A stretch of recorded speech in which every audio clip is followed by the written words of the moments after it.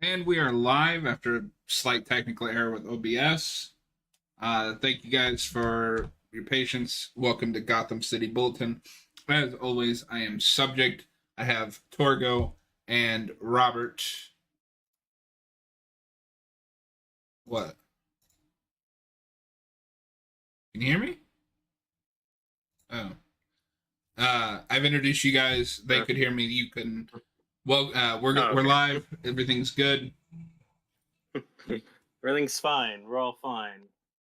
Welcome. How are you? Welcome to our BVS commentary. How's everyone feeling going into this movie? Scared. That's a good way. Very of putting afraid. Why? it. Be afraid. Why are you scared? Because I don't want Batman to ask if I bleed. Why not? I'm very afraid of this Batman. I don't want to get into a fight with him. I think he would destroy me. True. Yeah. Is Batman's this, kind of a psychopath. we'll get into it more when we get there, but is this the best on-screen fighter Batman that we've seen? Like the best fighting style? Oh, definitely in live action. I think so. The only one I think that even comes close is Pattinson. I mean, I was gonna say I like the action scenes in the Pattinson movie, and I like the actual Batman versus Superman fight in this, and I like the warehouse fight, but I don't know. That's kind of only just two scenes. Yeah.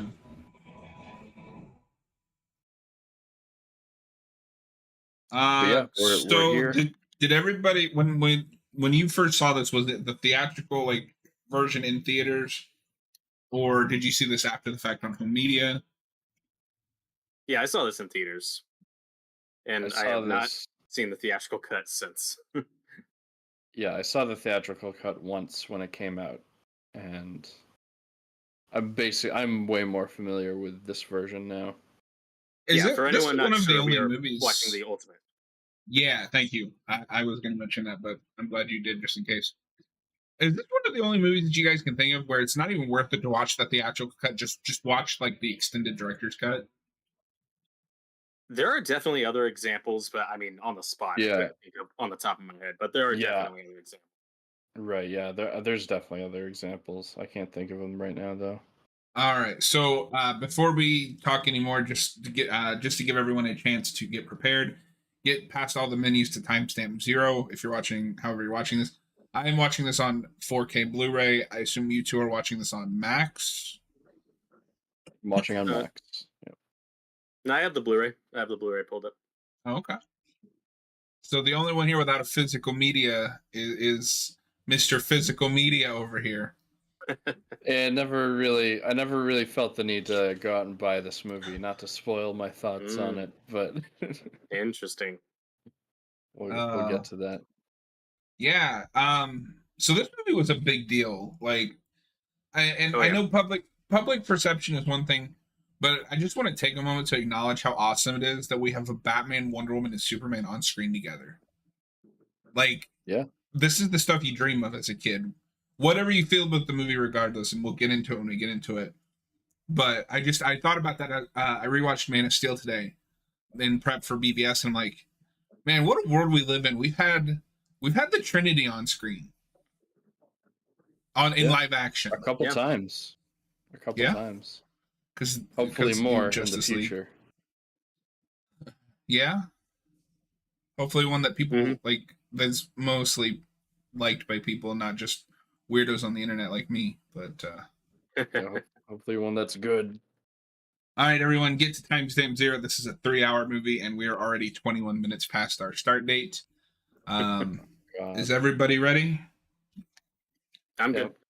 I'm ready. In 3, 2, 1, play. And let me know if you can hear my movie, because I think I have my noise removal turned on, so it shouldn't come through, but you never know.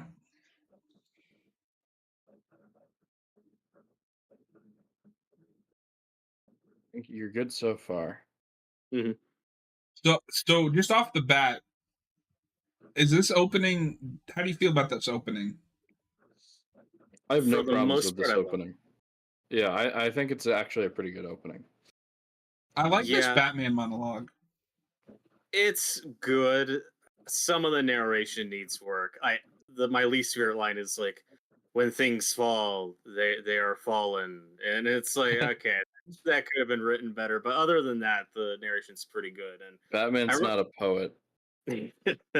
but I remember because the backlash, the critical reviews of this movie were so negative. It was pretty soul crushing. For whatever expectations we may have had, with just how bad the reviews were. And I remember in the first like 2 minutes thinking, am I seeing a different movie? Because I'm really loving it more. And then certain things will happen over the course of the movie that makes me go, oh, okay, now I get it. Keep in mind, I'm talking about the theatrical cut specifically, not the extended cut, which does fix some things. But I remember before the movie came out, people were already on that mindset of, oh my god, do we need to see the Waynes get killed again? And in the context of it, like, it's the opening credits. I think it totally earns it and works. Like, we're being introduced to a new Batman. I We get it out understand of, like, that 2 argument. minutes. So I mean, yeah, it's been done to death. I'm gonna be honest. I don't. It's lip service Okay. at best in '89. The only time it's given major focus is Batman Begins, which at the time that this movie came out was 11 years ago. No, true, but like this scene had been depicted in even more media if we're not just counting movies. I mean, like Gotham did it too. But I don't think you can count a TV show against a movie. No, but I'm just saying the amount of times this scene has been shown is a lot. Also, I think it is. I do think it's important for this movie. It's very important for Batman's character, obviously, in this movie. But I'm just saying, I get why people are tired of seeing it. I will circle around back to this in just a moment. We have the perfect Thomas Wayne Flashpoint Batman, and we didn't do it. And they didn't. They didn't use it. Heartbreaking. I mean, I guess to circle back around, I'm just fundamentally opposed to not doing the origin just because you're sick of seeing it. Right. Because that's how you get MCU Spider-Man. No, that's definitely a problem in the MCU. I do like though in the Batman, like they don't ignore the fact that the Waynes are dead. Like that's a big part of the story. But they don't have to recreate the scene again. Well, and what works with the Batman is that it's not an origin story. And if you want to just jump into him being Batman or Spider-Man being Spider-Man, that's fine. I'm also not. I'm just fundamentally against. Well, we've seen the origin too many times. No, you just haven't seen the origin done well enough. Yes and no. I will. This is a bit too much with the pearls. Oh, like we get it. Yeah, the way this scene gets a lot of flack though for how it's shot. Like it's kind of over the top, and some people don't like how the choreography is done when the Waynes are killed. It's shot for shot out of The Dark Knight Returns. I was gonna say, like that's what he's using as storyboards. Granted, that scene does play different in a comic than it does in a visual medium. It's very slow-mo, very Zach Snyder, but I don't really have a problem with it. It's not my favorite depiction of the scene, but I think it's fine. I don't really have an issue with it. I don't have an issue with like the gun under the pearls. I think that's a cool shot. I don't know if I needed the slow-mo pearls falling down. Sure. Yeah. I like this kid that's playing Bruce Wayne, though. He's doing a pretty good job. What about how the bats lift him up in the dream? Oh, yeah. Do you think that was added in post? Like, this is too silly. You need a line saying that was a dream. And he wasn't literally levitated by bats. Do you think that was a... I think it is because... I'm glad they did. We'll talk about it when we get later into the movie, but I think one of Snyder's problems with this movie is that he relies too much on... You know how a lot of movies will talk about show, don't tell? I think Snyder relies too much on showing and not telling enough. So, like, there's visual cues of what he's wanting to do, but he's not communicating it through any kind of dialogue. So it's just like, what am I looking at? Oh, yeah, there's a lot of... But no, I really like him, like, levitating through the bats as, like, a metaphor for Bruce's, descent into what he is now. Yeah, no, I think that works pretty well. And this whole opening is perfect. Okay, almost perfect. get back to that. Just with the scene where he's levitating, I remember in the theater like really digging the opening credits. Love the music, by the way. Really great music in that opening for the montage and credits. But then when the bats started levitating him, I remember the theater being like, "Oh no! Oh no! What are we doing?" And then that is me the entire movie. I'm really digging it, and then I'm like, "Oh no! Stop! Pull the plug! What are we doing?" But as for this sequence, it's really smart way to get how we're introduced to this version of Bruce during the Battle of Metropolis with Superman and Zod from Man of Steel. Really love a lot of it. I just hate the stuff with Jack. Jack is a moron. Like, why is Jack in the building? Out of the building. Why did they not look outside and go, "Oh yeah, we should not be in here"? There's a similar scene in Man of Steel. It's worse here. But to be fair, because I just watched Man of Steel, he notices it the moment that the engine touches down. But they weren't really fighting in like downtown Metropolis at that point. No, the second a spaceship shows up, you're getting out. He's noticing it the second that it touches down and is doing something. What I don't like is that these people have to be told by Bruce, "Hey, get out of the building," and it's like, oh. But okay. I just don't think you can make that assumption. To their boss. I just don't think you can make the assumption they would have stayed in that building had he said not to get out. You're assuming something of the character. It's just how it's played out in the movie. That was the problem. I don't like that. I understand if they're like in shock or like just not immediately panicking, but it's like shock. He there's needs a giant. Wouldn't you be in shock? There's a giant spaceship shooting a laser down. That actor doesn't play it that way. He's very calm and like, "Oh, okay, Mr. Wayne, let everybody go." I don't know. I think you're assuming too much about that scene. Oh no, I do want to talk about. I do want to talk about something I like about this scene before we get into more of the negatives with this movie. But I do like, especially watching this like right after you watch Man of Steel, like there's such a good sense of continuity to it. Yes, like the building, the Wayne building that like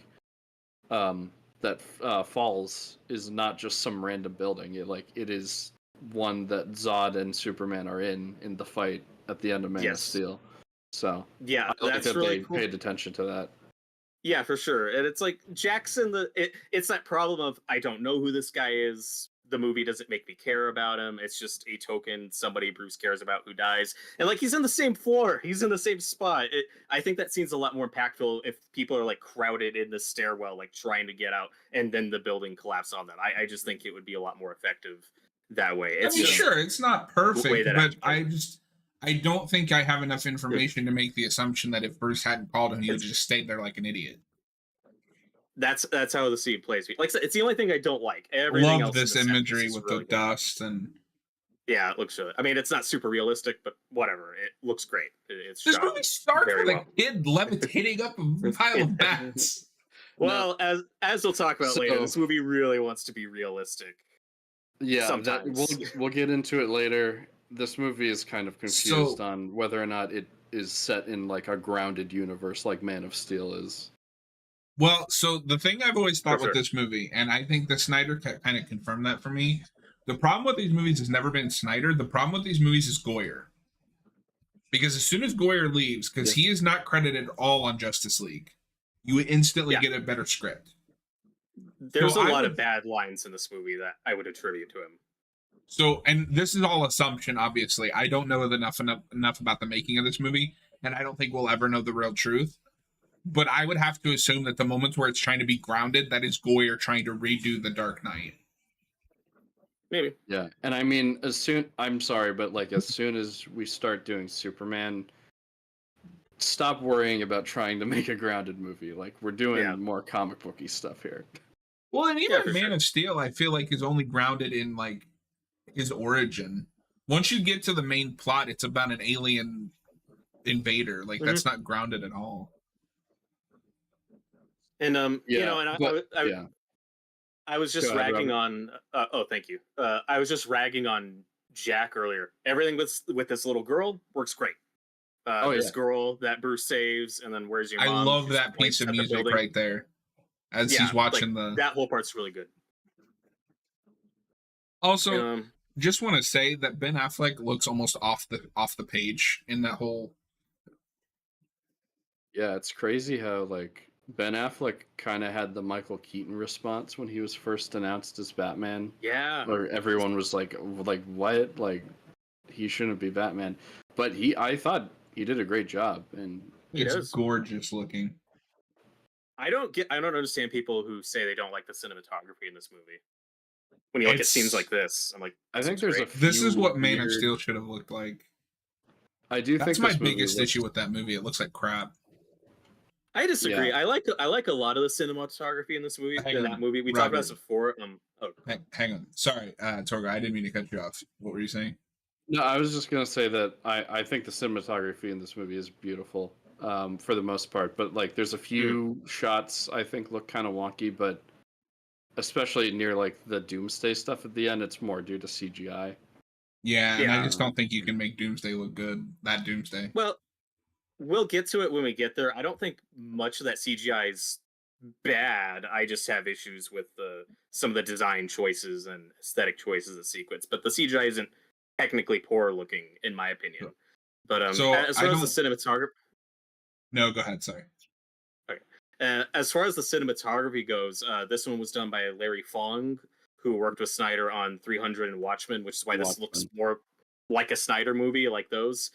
There's just the production design isn't as stylized as those movies, and I wish it was a little more, but for the most part, this is a more stylized looking movie thanks to the cinematography than Man of Steel was. But real quick, for like us Smallville fans, there is the editor of the Daily Planet.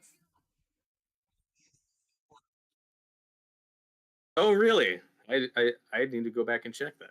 Yeah, Lex's twin from season 7, I think. Is it season 7? I need to double check it.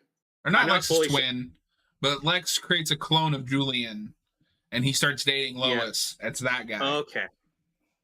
I'm not entirely sure you're talking about the guy playing Jimmy in this. Yeah. Okay, interesting. Oh, okay. So I'm gonna have this take on Jimmy Olsen. I'm gonna have a hot take here. This is fine. It's clearly not his real name. You could have introduced the real Jimmy Olsen in a future movie.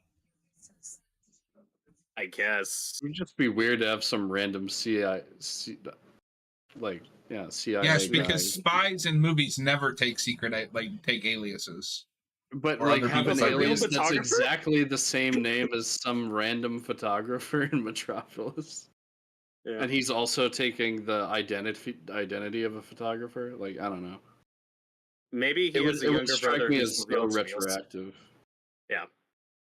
And like he gets shot in the face. Does he need to get shot in the face? I don't love this choice. I don't know. It's clearly not Jimmy Olsen. You could all you have to do is say he stole someone's identity to go on this mission. All you have to do. I still think that's agent. He could have just not been Jimmy Olsen. Like you could have given. Well, yeah, I mean that's also true. But with the film that we got, people act like that means you could have never had Jimmy Olsen in a future movie, and I don't buy that. Well, as we know, he could have a younger brother who turns out to be the real Jimmy Olsen. Yeah, I mean I've watched Smallville. Later, played by the same actor. Speaking of Smallville actors in these movies, I don't know. Did you get a chance to rewatch Man of Steel? I haven't rewatched Man of Steel recently, but there are one or two Smallville actors in that movie. Yes, they're Dr. Hamilton, isn't it? Yep. Is there another one? Yes. Remember one of Lex's crazy clones played by a different actor in season 10? He's one of Zod's guys in Man of Steel, like the bald one. But so I was like, I think there's a couple. It's nice though, bringing back some Smallville alum. And this might be a hot take. I like Amy Adams as Lois Fine. I know she's controversial. She gets less to do with each movie, but I think she's well. She shouldn't have been in Justice League in the first place. Like that's not where you do supporting cast stuff. Could have just been a cameo. But she's the key. Remember? Yeah. That's a different conversation. I think she's a really good Lois. The problem is, and I have this especially on this rewatch of Man of Steel, her and Henry Cavill have no chemistry, and this whole movie is built on their relationship. I think they're a lot more. I think they're charming enough in Man of Steel. I care about them well enough. Not saying they have amazing chemistry, but I care about both of them enough in Man of Steel. Yeah, for sure. So we're coming up. Is one of the first big cuts to this movie that Snyder made for the theatrical cut, which is insanity. Why would you cut that? This was so confusing. Oh, the bodies. Yeah, where they burned the bodies to make people think that it was Superman. Because in the theatrical cut, it's like, oh, I guess Superman shot people. Which is a really funny image. Superman with a gun.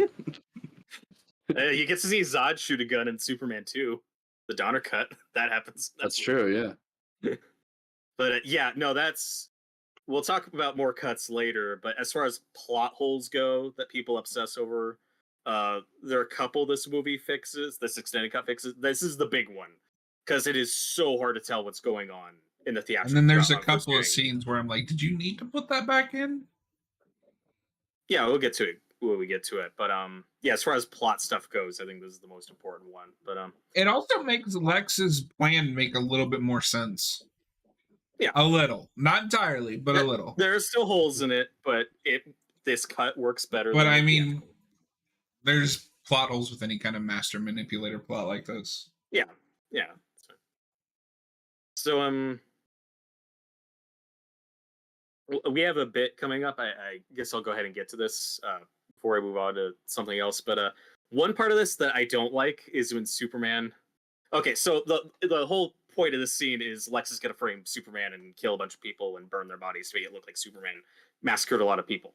And then after this, Superman will tell Lois, "I didn't kill anybody," But we're about to see him fly through a guy at 100 miles an hour through multiple walls. He didn't kill any bad guys. That guy didn't die. I've never loved how that action beat plays out. I don't love that, but I think that's with anything with Superman in a normal person, you have to give it some suspense of disbelief, because if you go by your logic, Lois Lane would splat the first time he caught her falling off a large building. This is different. But I could easily say that Superman braced himself against the walls so that guy lived. The way it plays, I'm like, that guy is dead. And in the next scene, they're going to say he didn't kill anybody. We'll see. And for me, that's... Hold on. I think that guy's dead. The suit looks so much better in this different color grading. Yeah. It does. It's very noticeably better.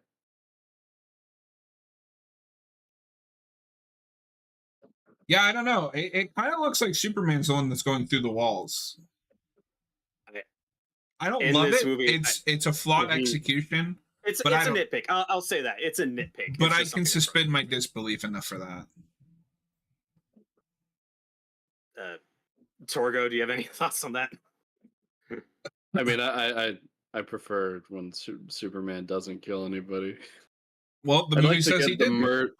I'd like to get the murder out of the superheroing. Well, so and I think that he killed that guy. So I what? So you think he killed that guy? I mean, it definitely looks like it. I mean, there's a lot. We'll get to it with Batman later. There's a lot of moments where, like, you could just be watching the scene and, like, just watch it as an action scene. But if you think about it, like, oh yeah, it definitely looks like he killed that person. Oh yeah, no, Batman straight up kills people in this. No, Batman does, but I'm more okay with that because, like, it's. The idea is that he's supposed to learn not to do that. I wish we talked about that. We'll get there. Yeah. But yeah, no. To your point about the suit, I like I said, I actually like the cinematography in Man of Steel for the most part. I just have color grading issues. The suit's the big one. It's just too flat. Right? Yeah, I think that suit in Man of Steel looks really good in the Arctic scenes with the Fortress of Solitude. I think it looks really good there. Here, it looks a lot better. The blue is sharper. Instead of the muddy yellow on his logo on the S shield, it's like a bright gold. I genuinely like the suit in this movie. The fake muscles are a little goofy or a little much, but like I don't care. People like to rag on that. With Henry Cavill, I think the suit is great. Yeah, it's unnecessary. You don't need all the fake muscles, but I still think it looks great. Yeah. Yeah, I actually think the best looking scene in Man of Steel is when he flies for the first time. I think that scene is great. That scene is wonderful. It's a highlight. And then right before that, where he first learns his like Kryptonian name. Yeah, Yeah. Yeah, I like that whole sequence. Yeah, me too. I love this introduction for Batman. Eh. I think it's fine. It's gonna look a little goofy when he's in the corner like this and he crawls on the. I don't Yeah. hate it. When It's he's a up I choice. there kind of like like it just because it makes it look from just a normal person's perspective like he's still an inhuman monster. Mm. How do you guys feel about the end is nigh Watchmen reference? Too much? it makes me think that Snyder just really likes Watchmen. It's like the only two comics he's read are Watchmen and The Dark Knight Returns. So I Or have looked at two the fiction? thoughts. I'm conflicted because yeah, it's an obvious Watchmen reference, but also like you can blink and miss it. But also Yeah. with what we see later of this Gotham, it kind of fits because this Gotham is still a hellhole. Yeah, for sure. Yeah. And also in this movie, Gotham I and love these Metropolis are, batarangs. yeah, they look great.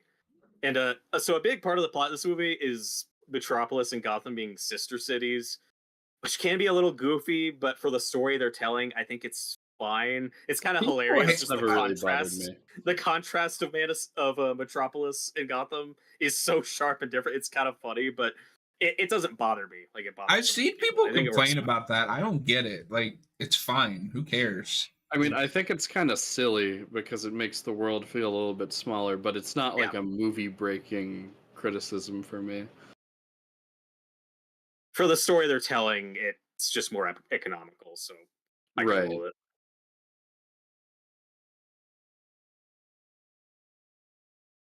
Here's Officer Rucka.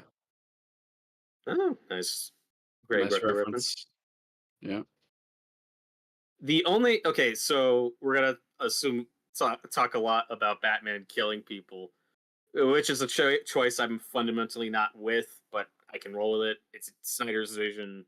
His Batman kills people, whatever. The problem is we keep bringing up previous cinematic Batman. Yes, for the most part, but it's considerably more excessive. This isn't collateral damage. He is murdering people in this movie several times. It's not just collateral damage. The problem is we're making such a big deal about him branding people and that being him going too far. That comes up a lot, and we never talk about him killing people, and that's what's weird to me. Okay, so because it's just not coming to me at the moment. Who does he kill that's not collateral damage? When he mows down those trucks of Lexus men with the Batwing, or when he shoots a harpoon into a car, he blows up the warehouse. Oh yeah. Yeah, he deliberately kills a lot of people in this movie. Yeah. I don't know. That looks like a Batman shot to me. I don't mind it. He just looks like Tony. He just looks like Tony Collette at the end of Hereditary. I was thinking of a Mission Impossible 2 with Tom Cruise on the scene. If you guys seen that, yeah, that too.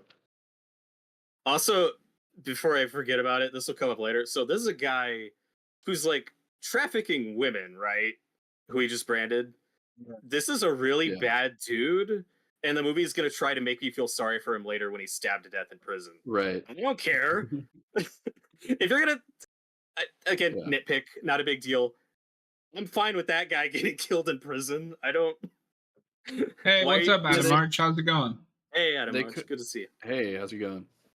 Yeah, they could have picked a lesser criminal, or at least just not on that level. Yeah. Yeah. I mean, it's still a bad thing that Batman is getting people shanked in prison, but yeah, that's a weird way to show that. Don't try to get me sorry for that guy. Right, yeah. Like, oh, he had a girlfriend and a kid. Isn't that sad? It's like, oh, no. Yeah, he ruined a bunch of other people's lives. Yeah. So here we have one of the few... The iconic tub scene. The iconic tub scene. Because what's more relatable than coming home to Amy Adams in your bathtub? Like, this is relatable human... relationship stuff. This is Snyder's. The only part I don't like is when he gets in the tub with his muddy shoes and pants. Clothed. Like, don't do that. don't ruin her bathtub, you jerk. But I don't mind. I wish we had more tender, romantic Clark and Lois scenes in this movie. That's what this scene's going for. I just wish we got more like romance with them in this movie. I just think if they had better chemistry, the scene would play better. Yeah, sure. That's fair. So Superman here says when Lois tells him that the media is saying that he killed those people, he's like, I don't care. I feel like he should care. That's kind of an issue. I don't know if it bothers me. I don't mind the Superman saying, I know what happened. I didn't kill those people. I don't care what they're saying. But if he wants to be a symbol of hope, he's got to try to... And I guess he does later try to set the record straight, but it's like... It's weird that it doesn't affect him here. But you have to keep in mind that this Superman's been Superman for like a year. He's still learning. Like, yeah. I have this weird thing where it feels like people in both Man of Steel and this movie wanted a fully fledged Superman when he's only been Superman for like a year. In Man of Steel, he literally becomes Superman in the movie. Like, which is why it's going to be weird when this movie kills him off. Yeah, and everyone's sad. Well, and we'll get to the third act when we get there, because that's where the majority of my issues with that movie are. Yeah, for sure. No, this is just goofy. Like, I get what they're going for, but it's sexy. He couldn't go all the way Watchmen with this, with the Night Owl with Zach Snyder. If he had his way, it would have gone that far.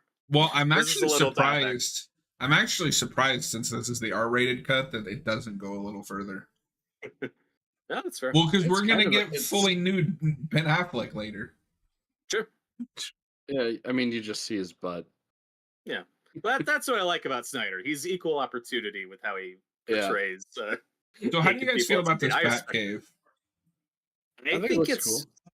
I think it's cool. I think it's fine. It's that this is where I think this is more of a grounded Batcave, if that makes any sense. This isn't as stylized as I would like it to be personally, but I think it's fine. Adam March says Dark Knight spoiled us how fast the hero is fully the hero we want. That's also a year after Begins, if I remember correctly. It's pretty soon after Begins. It's like he's not Batman for very long. Yeah, but I also don't mind it with this Batman. Like, they kind of try to retcon it later in Suicide Squad, where like he's encountered, Killer Croc, and apparently put everyone in the Suicide Squad away in that first Suicide Squad movie. Yeah, well, I mean, he's been Batman for 20 years. I don't mind a Batman that has mostly dealt with more street level thugs for 20 years. That hasn't dealt with those more fantastical elements. Yeah. Is it weird that, like, one of the few Batman villains we get to see Ben Affleck's Batman fight is KG Beast? Because that's who that guy is. That is really strange. And I think it works because it makes this Batman even more distrustful when an alien that can shoot fire out of his eyes shows up. Yeah. Instead of blowing him up in a warehouse, he should have locked him in a closet, just like KG Beast in the comics.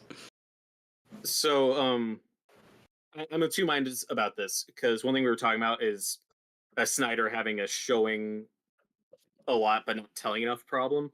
My favorite thing about this Batcave is the Robin suit and the implication you get that he's had a Robin who was died and killed by the Joker.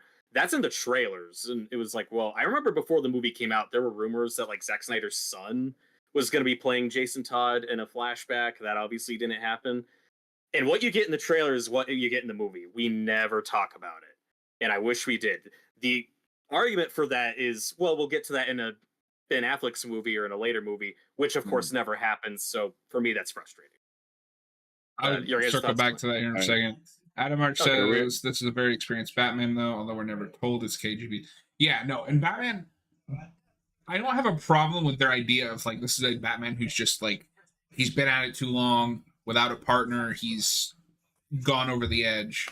But as you said, maybe perhaps a bit more conversation about what exactly means gone over the edge. What that means. Jesse Eisenberg, I think, is really good casting that is just the wrong take. I think he could play the like billionaire asshole, hates Superman. And we get a little bit of like a proper motivation of like, well, you weren't there for me when my father was abusing me. We get little snippets of dialogue that hint at that, but the take is just all wrong. I guess if he did more of his like Social Network performance, well, when he was announced, that's what I was thinking. I was like, if he just plays it kind of like the Social Network, this is going to be perfect. Because in this, he's not anything like that. I'm really. Oh, go on. And even if they just played up the like, he's transferring all of those negative emotions about like how nobody was there to help him when he was being abused by his dad. It's not like Luther, but like it would have been a starting point. Anything other than discount Jim Carrey. And why did we shave Jesse Eisenberg's head and give him a bad wig just to do the scene at the end where he gets his hair shaved off and now he looks like Lex, now he's bald? That's a weird choice.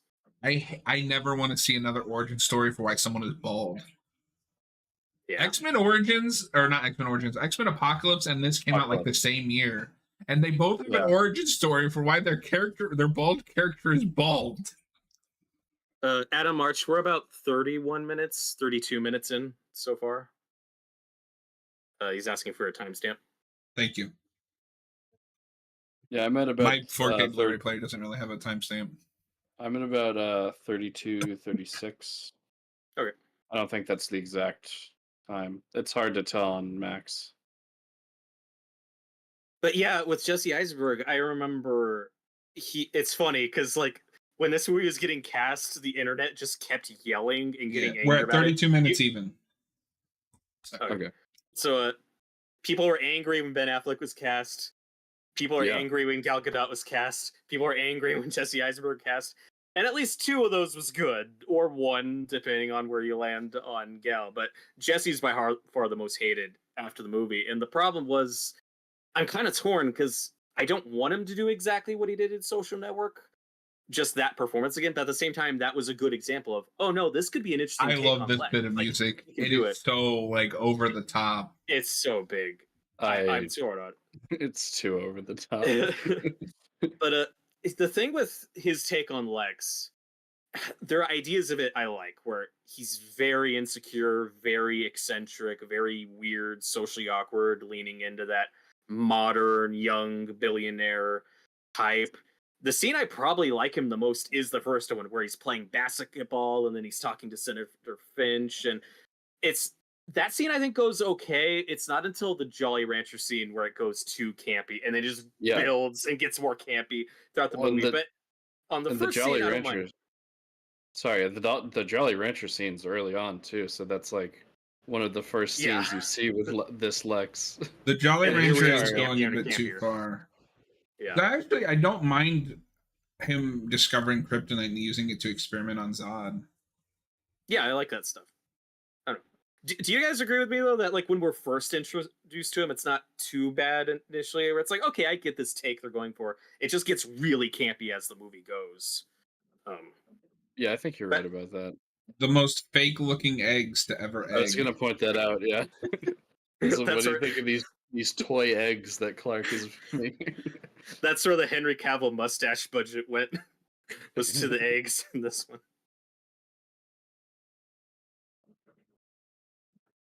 If I remember correctly, they also cut the resolution with her subplot out of the theatrical cut. Yep. Oh, they do? Which is baffling. Yeah. Yeah, no, they just out. Why would you do that? Yeah, the theatrical cut. You wouldn't doubt her. Why would you think she's lying in the theatrical cut? No, like I said before, at this point I'm way more familiar with this version. I am too. I have vague memories of the first time I watched this version. I was like, oh, okay, she was lying. Yeah, some of this guy, the Scoot McNairy playing Wallace something. Some of his stuff is trimmed down a little in the theatrical version. You get a little bit more. It's a weird choice to call this guy Wally, because that's such a specific name that isn't common. Of course, there's a Wally West in DC. And the reason why that's weird is, do you guys remember the set photos we got of him? Because it leaked that he was playing a character named Wally, and there were set photos of him with like green tape on his legs because they're going to digitally erase his legs over. So everyone thought he was playing Wally West. Like, is that a weird Flash effect? Is he playing the Flash, or am I the only one who remembers that? I wish in hindsight, I wish he'd just. I never actually saw that. I really like I've seen this guy in a few. Yeah, he's really good character actor. I've seen him in a few things, so I kind of like his subplot. I just think it's weird to call him Wally. That's such a very strange choice. Well, and circling back to the Jimmy Olsen thing for a minute, I don't know if you guys remember this, but in Man of Steel, the woman that was just on the phone was supposed to be a ginger bent Jimmy Olsen. Jenny Olsen. Correct. Which is another reason that I find it really hard to be upset that they had somebody fake his name and get shot. Like, who cares? Well, what's confusing to me is why not just stick with that and have her be this universe's Jimmy? Yeah, just call her Jenny Olsen. I would have been fine with that. I don't even think we'd know what her job is. No. That's a different movie. I mean, I do like Jenny for the time we get with her, but like, do we even see like what she's doing? Like, I don't think we even say that she's a photographer. Yeah, I don't know. She's I would have been fine there. I love their casting for Perry White. He's great. Oh, I mean, Fishburne's awesome.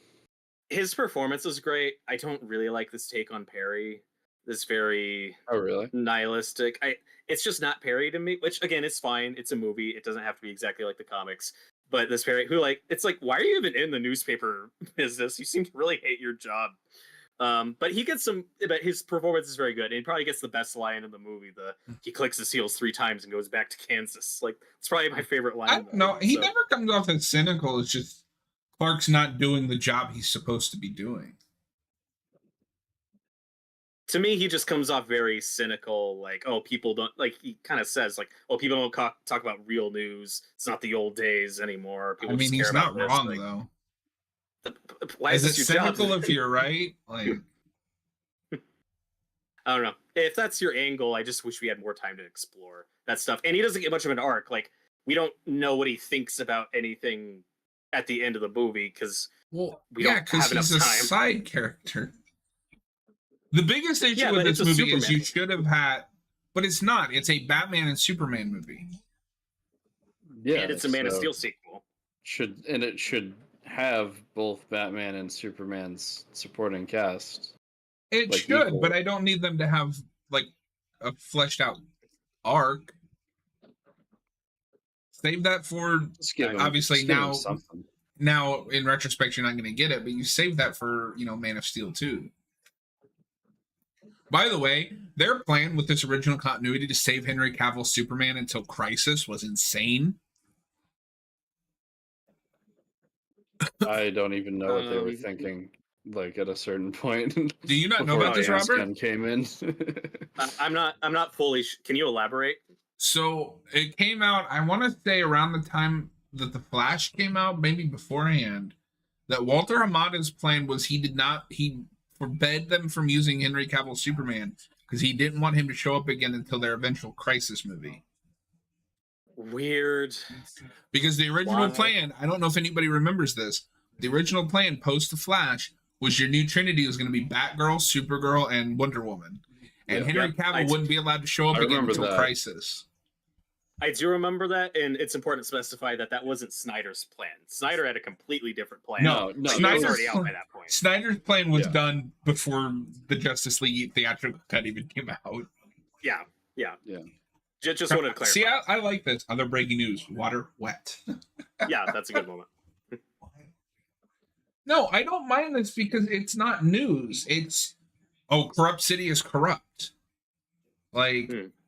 Who's going to buy a paper to read that? Yeah, but he also just said the American conscience was dead. Is he wrong? That actually is pretty cynical. Forgot about that. But again, is it cynical if he's right? Like, that's just the way the world is. Nobody cares. I mean, it's debatable. Maybe I'm just cynical. I don't know. Yeah, I don't disagree, but this is a heightened comic book world with Metropolis and Gotham. This isn't our Nobody cares. Well, and it's not just about corruption. I feel like a news story about a crazy psychopathic vigilante would kind of be important. Like, that's more than just crime waves. But think about it this way. Gotham, let's assume that Gotham has been in that same state for 20 years. Metropolis clearly doesn't care. What are they going to do? Well, and also, of course, Superman is kind of a hypocrite because he kills people in this continuity. Yes. There's only one person that he has confirmed to kill, and that was Zod, and he had no choice.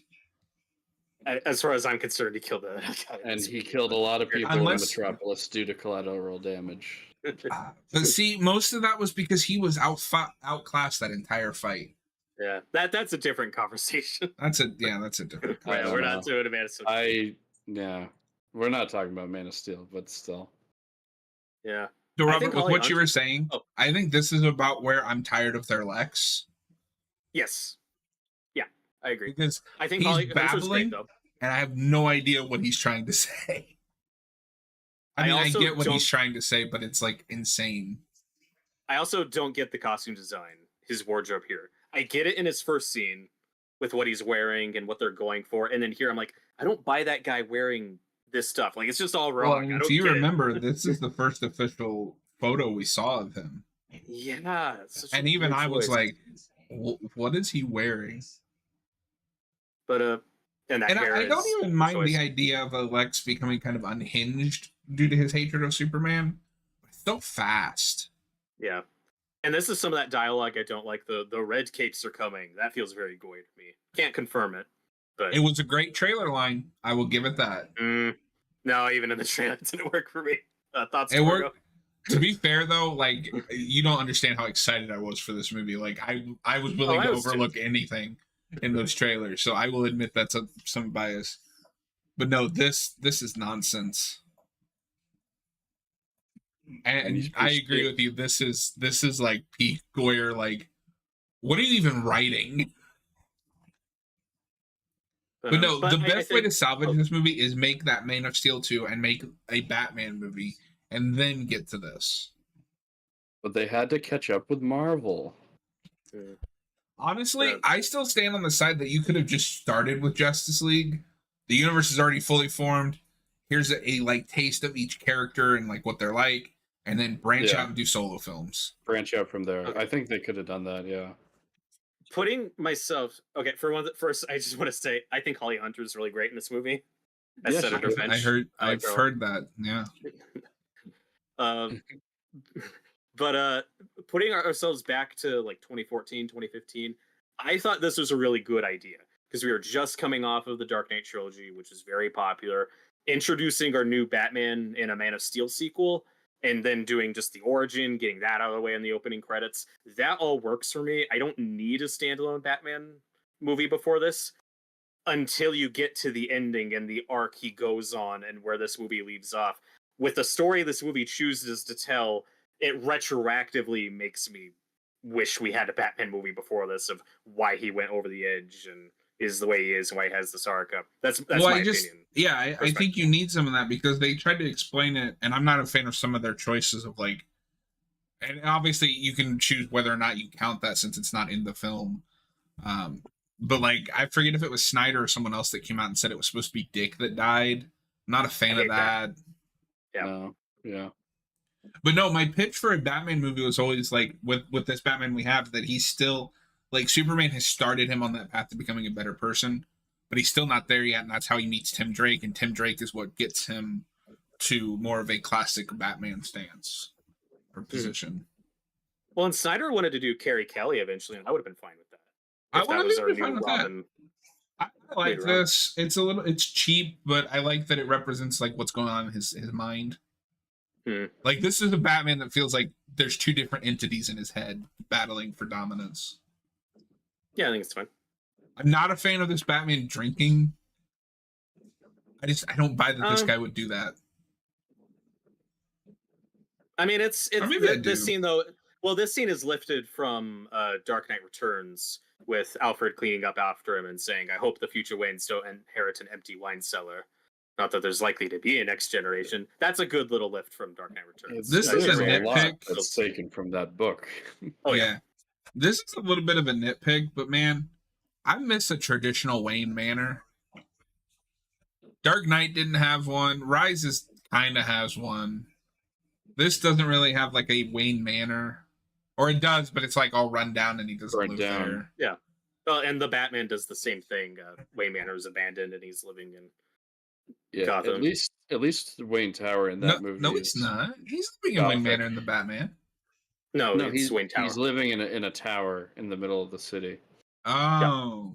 Yeah. They later. It's an easy to miss thing because on first viewing, I didn't even realize they were in Wayne Manor. When he's with Gordon later, and they're in that like abandoned building looking for Riddler clues, like I think that's in Wayne Manor, but I did not realize that on first viewing. No, yeah, because Wayne Manor was turned into an orphanage in that. Yeah, and then deserted. Yeah, and then deserted. Yeah.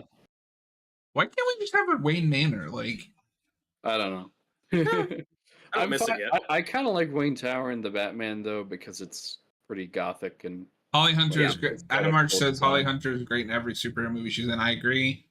Oh, he's in the tower. She's in like 3. See, now I want to watch the Batman. Yeah, let's do that next. We'll get there. We'll get there. Not as a commentary. We'll just watch the Batman after this. I'm done. But yeah, that shot of naked Ben Affleck is definitely not in the theatrical version. It might be briefly, but you see a lot more here. I mean, even this kind of feels like a very soft R. Like, there's not a whole lot of gore in this. So I have a question with the Robin suit. Okay. Does it look too bronze to anyone else? It's not red enough. Yeah, I'm not a fan. I don't know if it's supposed to be like he memorialized it and like statued it. Any other thoughts on that? Not just really. Didn't want to interrupt any. I didn't want to interrupt anyone. No, the suit is weird. I don't mind the design. It reminds me a lot of the Arkham City Robin suit, which is divisive, but I don't mind that suit. I remember when the trailer came out and we saw that shot, a lot of us were speculating that it was like burned because he, was an explosion like in Death in the Family. Like there was all this speculation, like, well, maybe it's just really burnt and covered with ash. The same thing happens with Wonder Woman's suit, where like that first image we got, it looks so bronze and dirty and brown. And then in the movie, you can kind of see the colors. And then in the further movies, you see a lot more color on that suit. So the problem is I think the Robin suit looks fine. I just don't have any context for how it actually looked when Robin was running around. Well, we just have this spray painted on damaged. So I don't know is my answer. I always found it funny when people were freaking out about that Wonder Woman photo when it clearly has like a filter over it because everything looks the same. But no, like, I don't know. I think you're right that it's supposed to be burned. This isn't going to show up well because it's on a camera. But like that is clearly bronze. Like it's not a filter. It's just like bronze or silver or something. I love this scene. We finally get a Bruce that's like undercover, and he gets to act like switch between the personas. Bale gets that a little bit in Begins, but he doesn't get to do enough with it. I was gonna say, like, I do like seeing Batman do detective work as Bruce Wayne undercover. Yeah, Adam Arch, the dumbest theory that I've ever read. Yeah, remember when people thought that Jared Leto's Joker was going to be Jason Todd? That was a thing. Because there's a J tattoo, and people said, maybe that J isn't for Joker, maybe that's for Jason. I always heard it was that Joker killed Jason Todd. But no, this was a fan theory, not anything. I guess it was supposed to be Dick, though, and not Jason. I just want to reiterate, Affleck is so fucking good in this movie, whether you like that take or not. No, yeah, I can't deny Affleck's great. When he was originally announced, I was one of the few people that was like, that might be my biggest that might be my biggest superhero like missed opportunity. As much as I love the Batman, it's my favorite Batman movie at this point. There's always going to be that part of me that's like, I want to see that Affleck movie. Yeah. Or I want to see an Affleck movie not tied to all this. You just let him play Batman. I mean, knowing that the movie he was gonna make was Batman versus Deathstroke, that never sounded that interesting to me. So, like, I don't feel like I missed much, but it does suck. I was heartbroken. I don't know. After Origins, give it to me. I'm just not. I'm fine with Batman fighting Deathstroke in a movie. I'm just not like excited if that's like the main villain. I love this exchange. Yeah, it's mostly good. But Torgo, any thoughts on that? Not really. Because yeah, I'm not a big fan of these. I think this exchange is okay, but like, I'm just sitting here like, you guys are hypocrites. Now this might be a Goyer line, but I do like the line of maybe the Gotham Age just has a problem with freaks dressed like clowns. I like that line. That was a good trailer line. But yeah, I want to be on record that I was always optimistic for Ben Affleck's casting. Everyone else was freaking out and yelling about it, but I was like, oh, it's interesting. That could work. I got in so many arguments with people. I thought it sounded okay. Like, I don't think Bruce comes off nearly as much a hypocrite as you're saying, because he's not saying that Superman is a killer. He's saying that nobody with that should have that kind of power. Because his power leads to people dying and from or leading him to taking over. Yeah, he's more worried about Superman like just conquering them than he is killing them. Well, no, he's also worried about people dying because you see him in that scene at the beginning where he's saving people. But I just mean in this exchange, he specifically is only talking about he could come in and burn the whole thing down and take over. He's not really saying, oh, Superman is a killer. He's just saying, no, that level of power should be feared.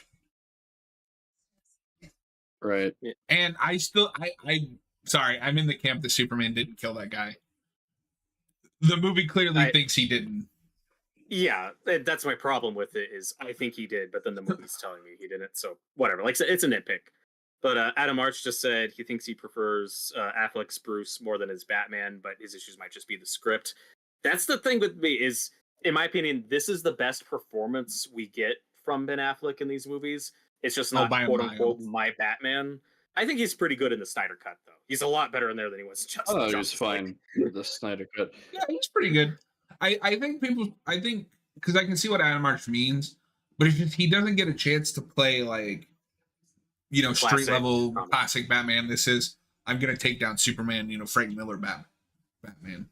Yeah, and this is the big problem I have with Batman just running around killing so many people in this movie is you have Robin's suit. The implication with the spray paint is haha, joke's on you, Batman. It is strongly implied that the Joker killed Robin in this universe. If we have a Batman who's killing people, why is Joker alive in Suicide Squad? Why doesn't Batman kill Joker in Suicide Squad? I don't buy it. That's my problem with Batman killing people. Sure, I just don't. And in the context of this film, why? And granted, Joker could be dead in this film. Suicide Squad hasn't happened yet. I don't know. But now we have Suicide Squad, so why is Joker alive? That I don't buy it. That's my opinion. I will say, and I'm kind of indifferent, and it's hard for me to care because I hate this this universe's Joker. So like, sure. But I will say, I think there's a case to be said where it's less that he's straight up killing criminals and more he just doesn't care. Like if they're in his way, he will kill them. But it's not like he goes back to kill them. Like, you know what I mean? Like he's not the Punisher where he's walking around with a machine gun or beating people up till they die. It's just, you're in my way. I'm not going to worry about not killing you. You know what I mean? I don't know. That's a cool I see what shot. you're saying. Yeah, Torgo and I were talking about this the other day. This is a great montage of Superman doing Superman stuff, and he looks really sad and unhappy about it. Yeah, and I get that's part of the problem with this movie is like I get that Superman is supposed to be like conflicted and going through some, dark stuff right now, but I can't get a read on him. Like I don't know what he thinks, like what his opinion on anything is, because this movie is doing too much showing. To be fair, though, with that montage, the two scenes that we see his face, he's not smiling because he's obviously like focused and struggling to lift something very heavy. And in the one, he looks more uncomfortable because these people are like crowding him and surrounding him. If that's the idea, like Torgo and I were talking about this, like if the idea is, oh, these people are looking at me as a god and that makes me uncomfortable, I like that. I wish we got a scene of him talking to Lois about that. Well, we talked about that. That is a problem where Martha. you get all these ideas that are visual, but there's no telling behind it, so you just have to kind of fill in the blanks. Well, which admittedly my brain does, like, so it's like I don't mind as much because my brain fills in the blanks, but I can acknowledge that that's a problem. Yeah, I don't know. Just Superman just kind of comes off as just like a mopey weirdo in this movie to me. Like, I wish that he had longer conversations with either Martha or Lois or both about these kind of things, but it's really, to be fair, we're about to get a conversation with Martha. The problem, I think, though, is that the kinks are written to tell him just do whatever you want to do. Yeah. I don't mind the idea behind the "you don't owe them anything" line, because he, to be fair and honest, he doesn't owe them anything. Like, I don't have a problem with that. Yeah, but you needed more to response from him. I wanted him to say something after she says that. And I think that's the big problem with this movie is that Superman doesn't talk enough. It's better in this cut. There is more of him in this cut than the theatrical one. Mm-hmm. We'll talk more about specific examples later. I like that, like, because in that dialogue with Batman, with Bruce, he talks about how Batman is stampeding on people's civil rights. This was another cutscene. It's kind of important, but also like not really. Yeah, I'm fine with putting some of. Okay, so I'll say many times that this is the better cut in the movie for numerous reasons.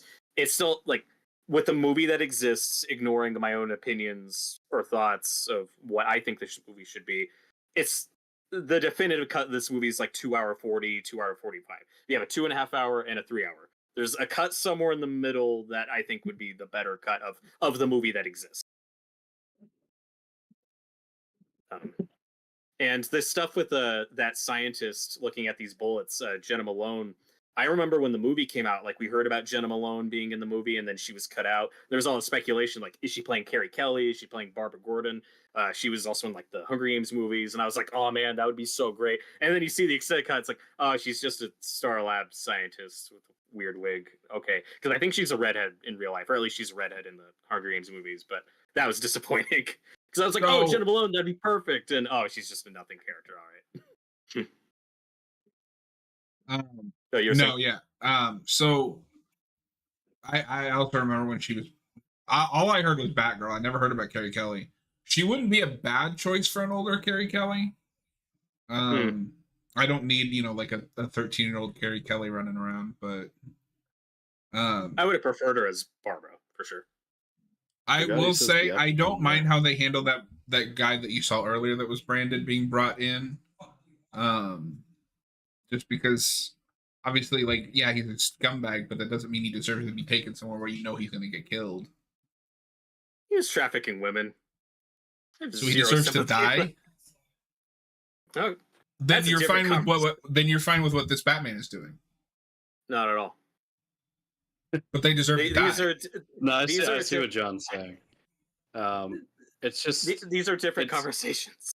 It's hard to make. They're not that different. Like, I'm not saying he should have been executed. I'm saying when he gets stabbed to death in prison, I just don't care. And the movie wants me to care. It's hard to make an audience sympathize with the human trafficker. That's all I'm saying. I mean, I'm not saying he should have been executed. I'm just saying this all was cut. Guy. Now, I know for a fact that this all was cut. That is insane. Yeah, it's very Whatever violent. You feel about this character, this is necessary for why Superman has a problem with Batman. Absolutely. Yeah. I don't think the movie is necessarily coming down one way or another on Batman's behavior, but Superman is very clearly making a stance of, you're marking these people to kill them. Well, I think the narrative wants you to think Batman is doing the wrong thing here, but then you get like action scenes later of him like beating the shit out of people and like killing people, and you're supposed to be watching it there like, whoa, yeah, Batman's a badass. Yeah, it's cool. Yeah, and like I think there's a clear dissonance there. No, there is definitely a little bit. I just mean, I like that it's a setup for Superman's reason for eventually going to fight Batman. Yeah. So here's Lois talking to Martian Manhunter. Martian Manhunter. This guy is perfect casting for Manhunter, and it's shame we wasted it on a retroactive cameo. Yeah. I mean, I don't. If this guy is supposed to be Martian Manhunter, I don't understand why he's so like suspicious and like of Superman in the previous movie. You can sell me on that, but once the Doomsday stuff starts happening, I just don't buy him that not being the moment where he goes to help. Yeah, it's after the Justice League saves the world where he's like, "Hey, can I join your club?" It's like, why did you wait that long? And of course, I don't know how powerful this Martian Manhunter is. We could just speculate, but it still just plays weird.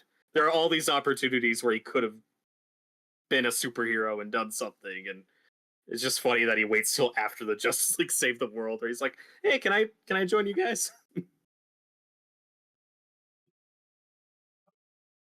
Yeah, it's just weird in hindsight.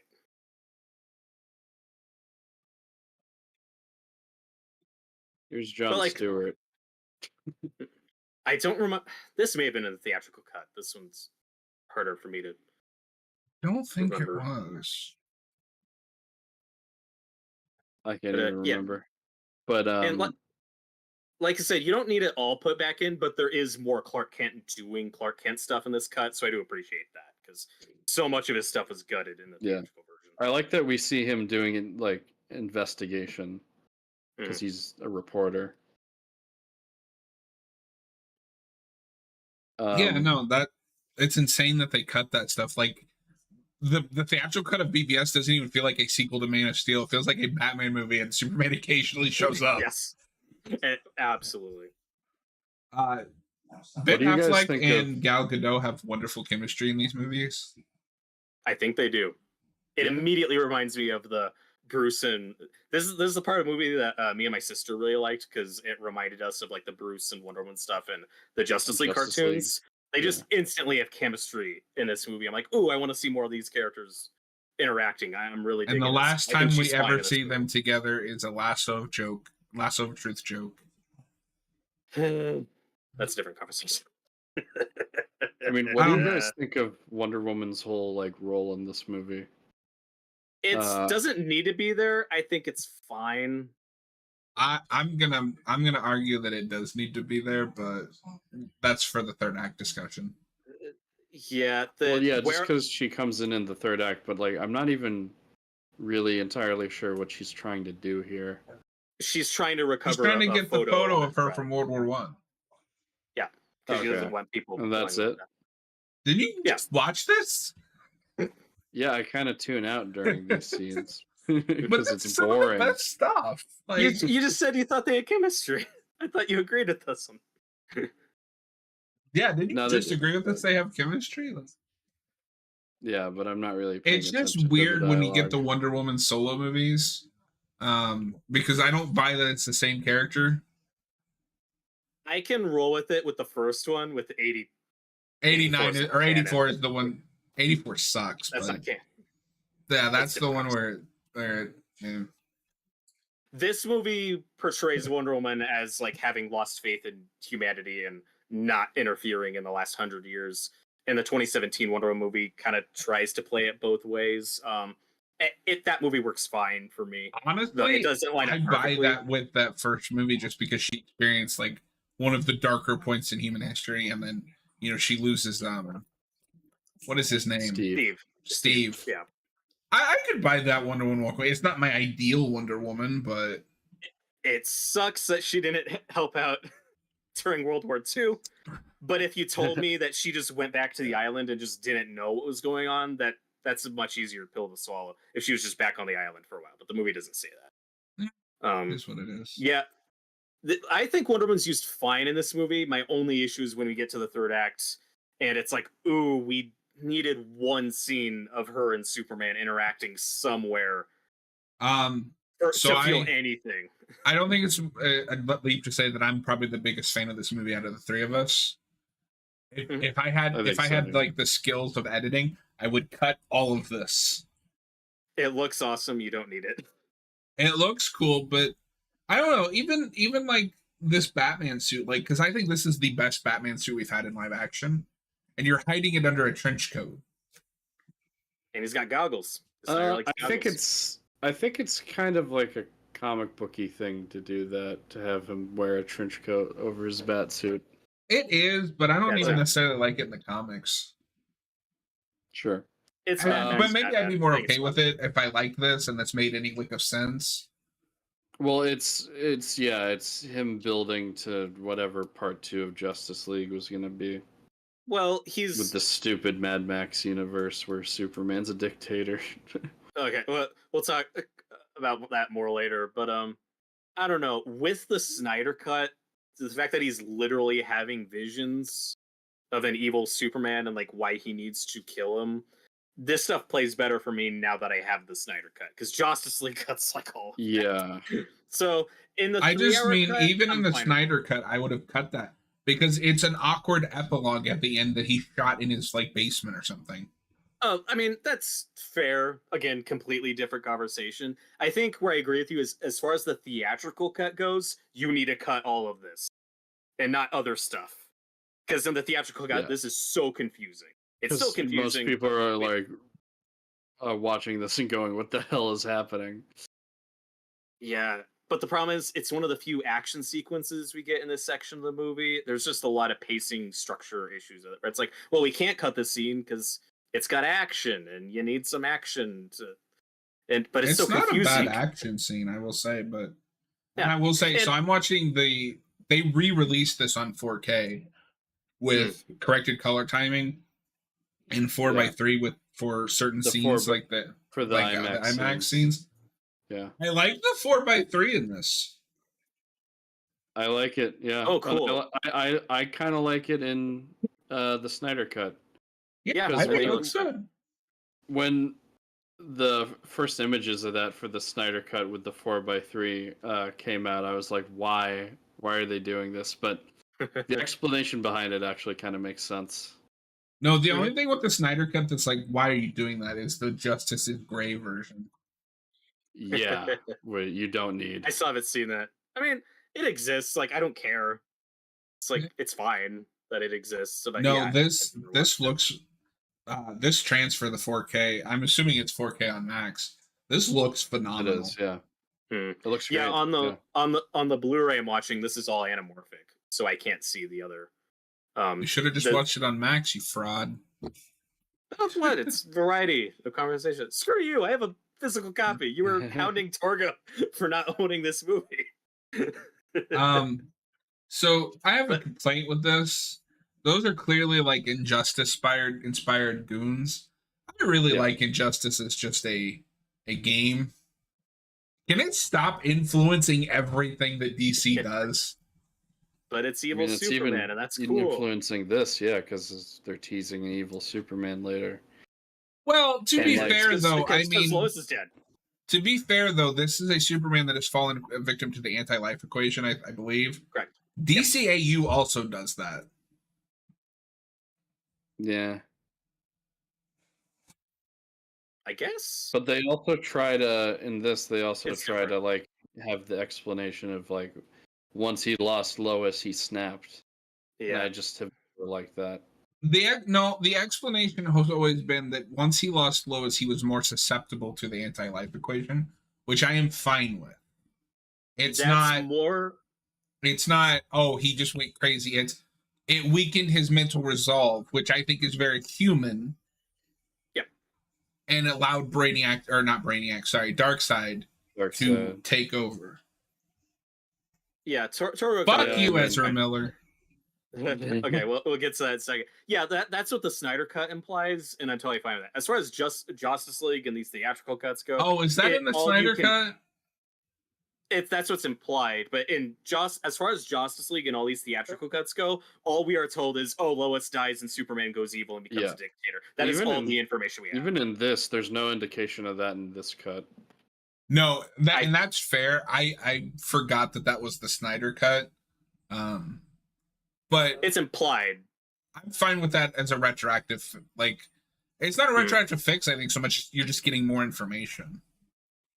Well, and Torgo and I were talking about this the other day, where it's like in Man of Steel, I care about this Clark. I'm invested in him. Yeah. I remember one of the negative reviews of that was, "You will believe a man will mope," and it's like all those negative reviews I have in this movie, but not in that one. Like in that one, he saves a lot of people, and he seems like he's just a guy doing his best. I care about that Clark. I have some issues with Man of Steel, but I care about that Clark. And people keep hounding on this Clark for never smiling. The last shot of Man of Steel is him smiling. He's had an arc. He's happy. And you have that wonderful scene where he's like smiling when he learns his Kryptonian name. Yeah, and then so my point is just like I'm invested in this Clark in that movie, but I'm just not invested in him here. Again, it's better in the extended cut, but I am more invested in him in here, where, and I don't mind him being as broody because he has a lot on his mind, and like he's trying to stop what he thinks is like a threat to civil liberty, civil justice. So I don't mind him being a little more serious. My problem is just he doesn't talk. Yeah, he needs to talk more. Yeah. He does talk more in this cut, but it's still not enough. It's barely more. Like, I can't get a read on that guy. Oh, how have we not talked about how great Jeremy Irons is in this movie? He's so good. S tier Alfred. This might be my favorite Bruce Wayne monologue in this movie. So, I'm torn on it. Go ahead. I know that there's like I've heard this criticism or this point about how I think a lot of people think Bruce's arc in this movie probably would have been more effective if he did not kill people in the movie, but the one person he was considering to kill is Superman for the greater good. And I actually like that. I think that fixes a lot with Batman in this movie for me. So I think if you just cleaned up those action scenes, I'm fine with this Batman going as far as branding people, and then like he's not doing it to kill them, but somebody's making Superman thing. If you just clean up the action in this movie, I think this is a much better film. Well, and I already think this film was pretty good. I think the branding is still going far because, like, why would he do that? But that's the you've gone too far with Alfred. You keep that, but you get rid of the excessive action where he's just mowing down people because collateral damage doesn't exist in these movies. You have this Batman that has crossed a line, but not that threshold. And Alfred's like, you're going too far. But he, in his mind, he's like, yeah, but I'm preparing myself to cross that final line and kill this alien invader that could be a threat. Yeah, I think that would have been a lot more effective. And I really like what they do with Superman, where like he has these thoughts of, he's worried about this Batman trampling on people in Gotham civil liberties, and everyone's telling him like, yeah, this Batman has become mean and cruel, and nobody cares. And he's like, well, but I want to do something because I want to help people, but I'm also worried because like I handled that situation in Africa wrong. I've got all these people bearing down on me. I say I don't care, but I do. All of that you fix with just more dialogue for him. Yeah, exactly. It's the point we keep making, but yeah, I wish Superman just has to be a bigger character in this movie called Batman versus Superman. And honestly, I think that's where you cut out some of the side characters. Focus on your two protagonists. I agree. And I remember, I guess this was just speculation, or if this was discussed. It's very unclear, or if this was just fan speculation. But obviously, this is pulling a lot from Dark Knight Returns. His suit looks like the Dark Knight Returns. There's a lot of dialogue lifted and little homages to it, even though that's a story that's very clear that Batman has never killed people, but whatever. I remember going into this movie thinking, like, is this a Batman who is retired, who hasn't been Batman for a few years, but then Superman's arrival has brought him out of retirement, and now that's why he's being Batman again? I'm not saying it makes it a better movie, but I think I would have preferred that if we were explicit about that. You How get do you enough guys of feel that about with this Batman is still an urban legend, but Superman is what makes him come out into the public. Yeah, but he's been That doing works this for enough. 20 years. He's been doing this for 20 years, so I have a hard time buying that. Also, we did not that mention is what weird. what in my head has always been a Two-Face reference, where he says how many good guys are left, how many stayed that way. I've always read that as a thought that too. Two-Face reference. Yeah, I like that scene a lot. And I think if you had made that solo Batman before this, you could have explored like maybe Harvey is part of what pushed him to this point. And Robin's death. Well, I mean, Robin's death. This movie is to be like, yeah, like this Robin died and he's messed up. Yeah. What do you guys think of this Batmobile? It's not I liked it at the time, but kind of retroactively, I've just come to dislike the tank look for Batmobiles.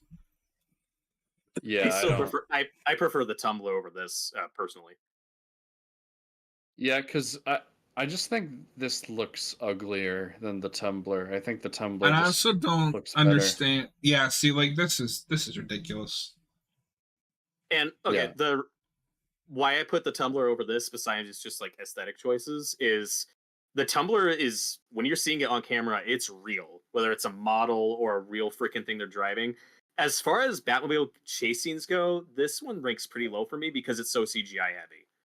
I like Batmobile chases when they're done as practically as possible, which you get with the Tumbler. Here, I also it's don't buy. I also don't buy that this Batman is an urban legend when he has a fucking tank that's rolling around. Yeah, and he's blowing people up. Like, I think people would know about that.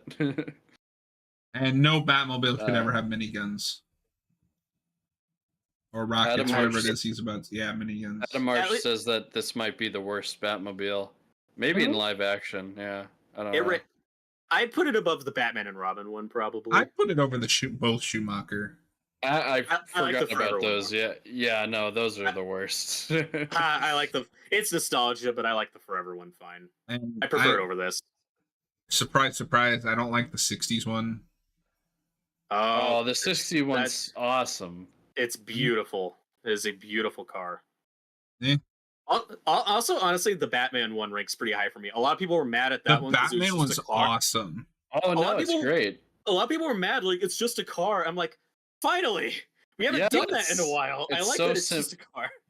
It's so simplistic. Yeah, I love it. I love it. It looks a lot like how it looks in the '70s. I was rereading some '70s Batman comics, and granted, like it's blue in there, but it like looks like a muscle car. It's like that kind of shape. No, I love the Batman's Batmobile. It's one of my favorites. I know. Everybody but me loves the '60s show. Yeah, we'll cover the movie eventually. We might even cover some of the show if we can find it. I mean, I'm pretty sure the show. I think the show might be on Tubi or something. Yeah, we probably couldn't do commentaries for that though if it has ads on it. We would probably just review that. The movie, I think, is just easier to access, like for a commentary. Well, the movie is on Max. Okay. So yeah, no, like I don't know. Thank you. This doesn't Thank you, Adam March. I like the Forever. Yeah, the Forever one's all right. The action scenes also don't bother me because I'm with the movie enough to like, yeah, whatever. I'll turn my brain off, sure. But it is a problem. Okay, I love this. Yeah, I think the problem with that though subject is that Snyder is attempting to like do a deconstruction and like make a deeper movie than he thinks he's making. So like when we come to the big dumb action scenes, it's like, all right, well, all that other stuff is out the window at this point. Okay, so I don't care. This shot is hype. Like, it's great.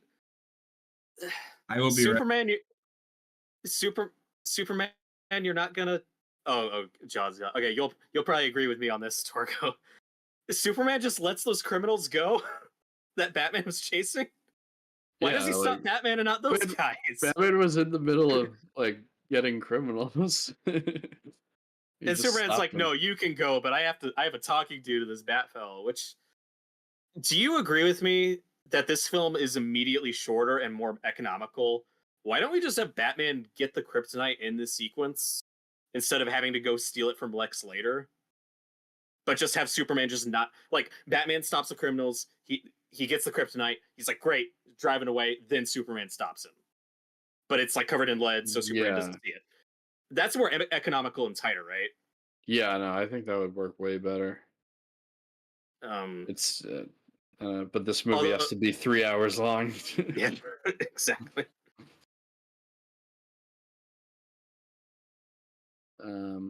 Yeah, that 60s car is beautiful. I agree. Out of March, and it's real. You can really drive it.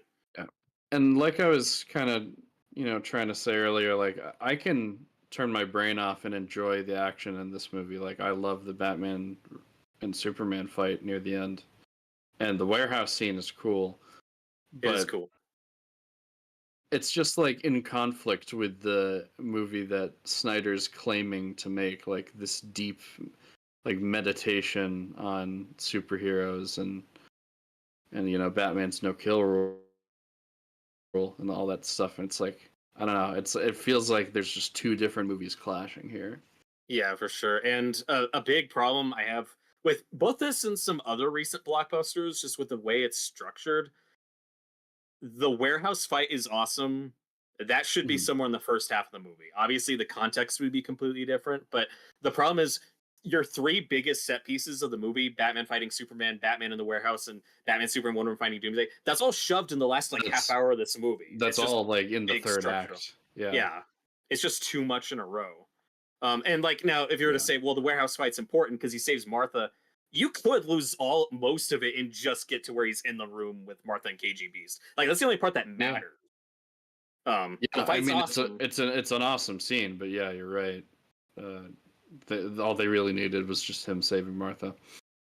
I would keep the warehouse fight before I'd keep most of that Doomsday fight, to be honest with you. No, the worst out of all those set pieces is the Doomsday fight. Well, and to clarify, I'm just saying that sequence should be somewhere in the first half of the movie. Again, obviously the context would be different. You just remove the fact that he has to save Martha. It's like, oh, just Batman stopping some criminals. What do you mean? Well, you'd have to... If you move the warehouse scene to the beginning of the movie, or the first half, you remove the fact that he's saving Martha, and it's just, oh, Batman stopping some criminals. I see what you mean, yeah. Okay. Well, no. Sorry, I couldn't tell if you were disagreeing with me or not. So that's where I wasn't sure. I mean, I don't really care like where it's placed. Just if you were gonna do it like earlier, that's fine. Just I want the Doomsday thing to be different, because if it's different, then this movie is much better. We'll get there.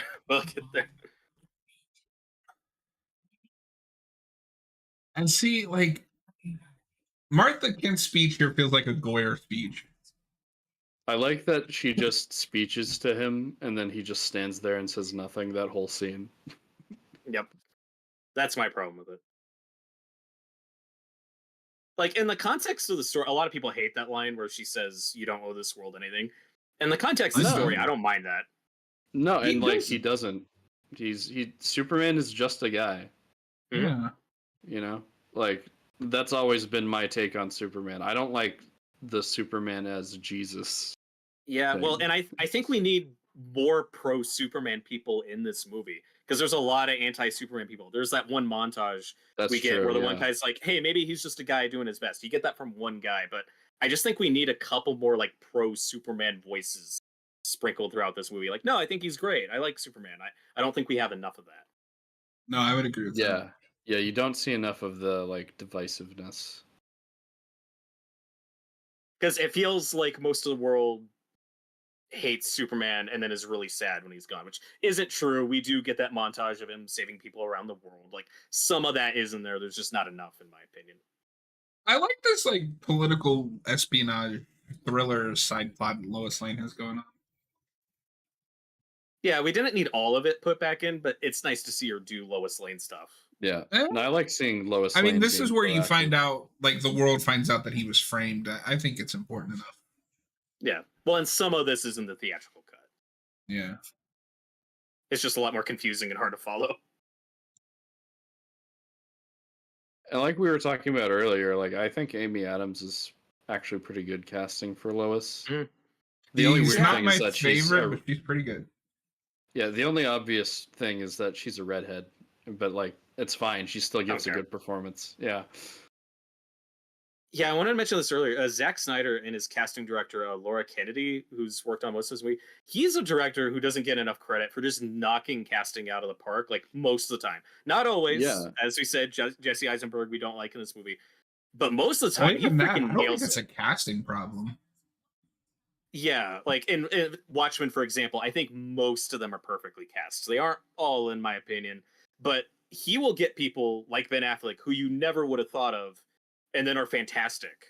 Yeah. Like, it's something Snyder is really good at as a filmmaker. Well, throughout all of these movies, I think the casting is pretty good for the most part. Like, I think the only two cast members that are blunders are Ezra Miller, although a lot of that is like kind of retroactively as well. Yeah. And fucking Leto. Well, even with Ezra Miller and Leto, Snyder had nothing to do with Leto. Snyder had nothing to do with Leto getting cast. Oh, okay. But with those two, I can still see why you would cast them in those roles. Oh, even if they didn't give good performances. I know everyone hates Leto now, and fair. You have a lot of reasons to. I was so excited when he was cast because I thought perfect. He just won an Oscar. He gives a couple great performances in a couple movies I like. I thought, oh, this guy's gonna be perfect. And then he was not. And then I was kind of indifferent until that first photo came out. And then I was like, oh no. And then I was like, okay, maybe this is like a edit, or like they photoshopped it for Joker Day or something. No, that's just what he looks like. Yeah. But it's okay. Somebody has stepped up to replace Leto as the worst design in movies with Skarsgård's The Crow. Oh, God. It looks so bad. So bad. I love this, like, kind of playing on Bruce's, like, tendency to not let things go. Keep things... There are things you can, like, again, poke holes in, because it's a big master manipulator plot. But I do like that they clarify that Bruce Wayne did have Wayne Enterprise sending this guy checks who lost his legs and lost his job. Where everyone who doesn't read Batman comics complains about, like, well, why doesn't Batman use his money to help people? He does. Yeah, he does. He just doesn't know that the guy is returning his checks. We've talked about it before, but this is the biggest scene. You needed a Superman speech here, or some kind of dialogue from him. I'm of two minds about that, when he goes to the hearing. I don't disagree, but it's not going to matter because everyone's going to blow up and die. So... I mean, I don't know. It would at least be something. But it would at least communicate to the audience, like, what he wants, like, his point of view. Well, we know what he wants. Like, they've made that perfectly clear. Yeah. I mean, in Man of Steel, in this one, he's just kind of mopey. No, even in this one, he wants to be a better hero for the world. He wants to stop the Batman because he thinks Batman is trampling on people's civil rights. Yeah, he wants to expose corruption through the newspaper. He wants to be with Lois. Like, all of that is there. He just needs to put it together. Yeah, Torgo and I earlier were just talking about how he just doesn't look happy about it. Well, I mean, I don't know. He looks guilty. Like, he feels bad. I don't need Superman to be happy every moment of he's on the film. Yeah, but he smiles like twice in this movie. That's more but I mean, he's arguably going through more in this movie than he did in Man of Steel. Well, and we're gonna come up to a pretty infamous shot later when the Capitol blows up, and you have that shot of him just standing in the middle of the flames. The CGI is very bad green screen. The CGI is rough, but I don't mind that just because he's more like I don't know. It's just more things for him to feel bad about, like. No, he does. I get why he feels bad about it, and he should feel bad about it. But it's just comes off as silly. Like, why would he not immediately? Well, his first instinct should be to go and see if he could save anyone there. Which is the very next scene. It does cut to that later, but that should be his first thing that he does. Okay, but think about it in the context of time. He stood there for like half a second and then immediately goes to help people. He's not able to see. He's not able to see the bomb. It catches him off guard. Yeah.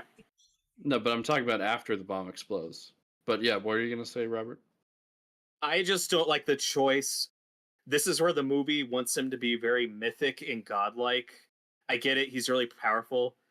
The explosion doesn't knock him off his feet. Like, it's a nitpick.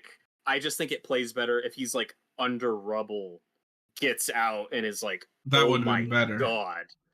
Like, and he doesn't look super upset about it. He's just kind of like, really? And it just looks really just funny. He's just standing there in the middle of an explosion. Like, God. But it would be better if he did get knocked down or like something took the wind out of him. I don't have a huge. This is sillier. The jar of peach tea. Yeah. It sucks that we kill Mercy off so quickly. I don't think it's a problem that he takes a second to collect himself when he didn't know there was a bomb. Okay, so what we're about to get is, in my opinion, the most egregious cut, or at least as much as the stuff in the desert earlier on. Because they cut him helping anyone, don't they? Yes. As far as so people love to rag on plot holes and act like they're the most important thing ever. They are not.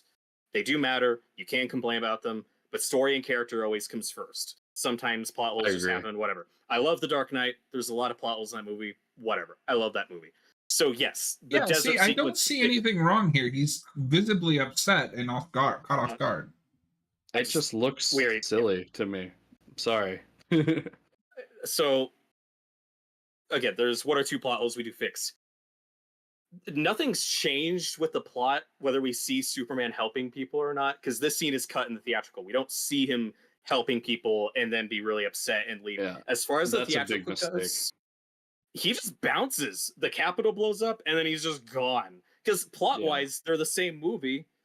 The Capitol blew up and Superman disappeared. But having the scene of showing him help people makes him 10 times more sympathetic. It is so important. Why would you cut this? It's a big mistake. I feel like Warner. I feel like it was a Warner's mandate. Just cut as much Clark Kent and Superman as you can.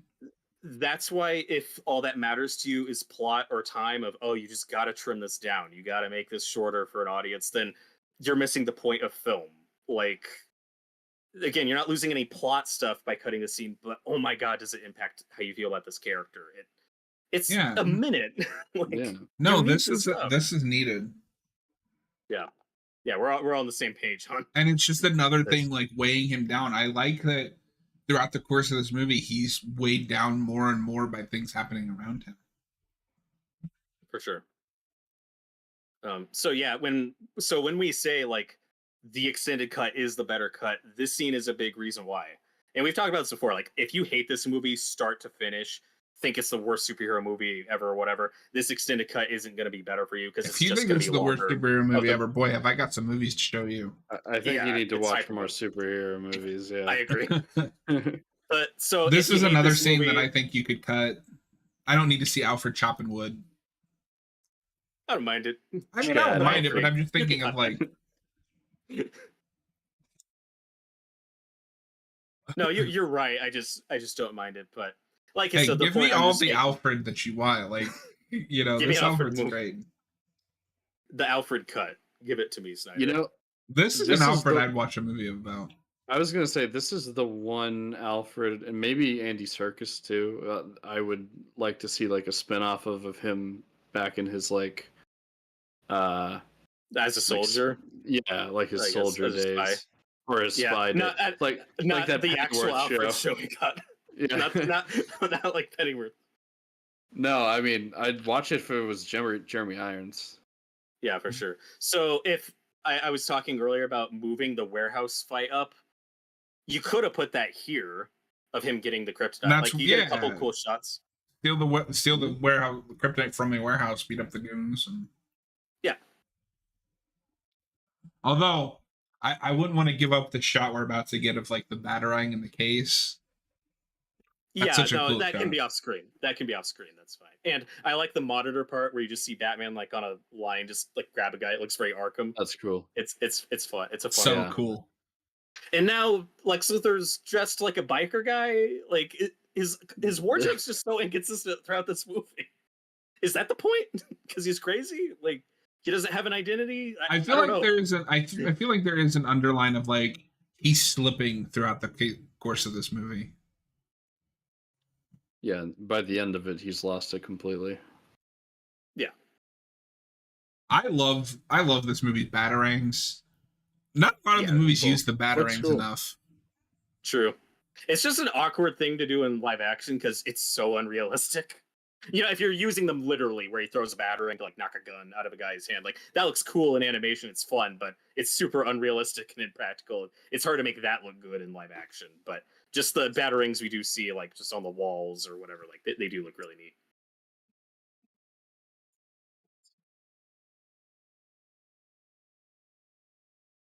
Yeah, I like that all this has him doubting himself. Like, yeah, he's not going to be smiling and happy because he's having a personal crisis. He's doubting himself. Well, yeah, I don't know if I can speak for Robert, but when I was thinking of like, oh, he's not smiling in this scene, I don't want him to be smiling during a scene like this.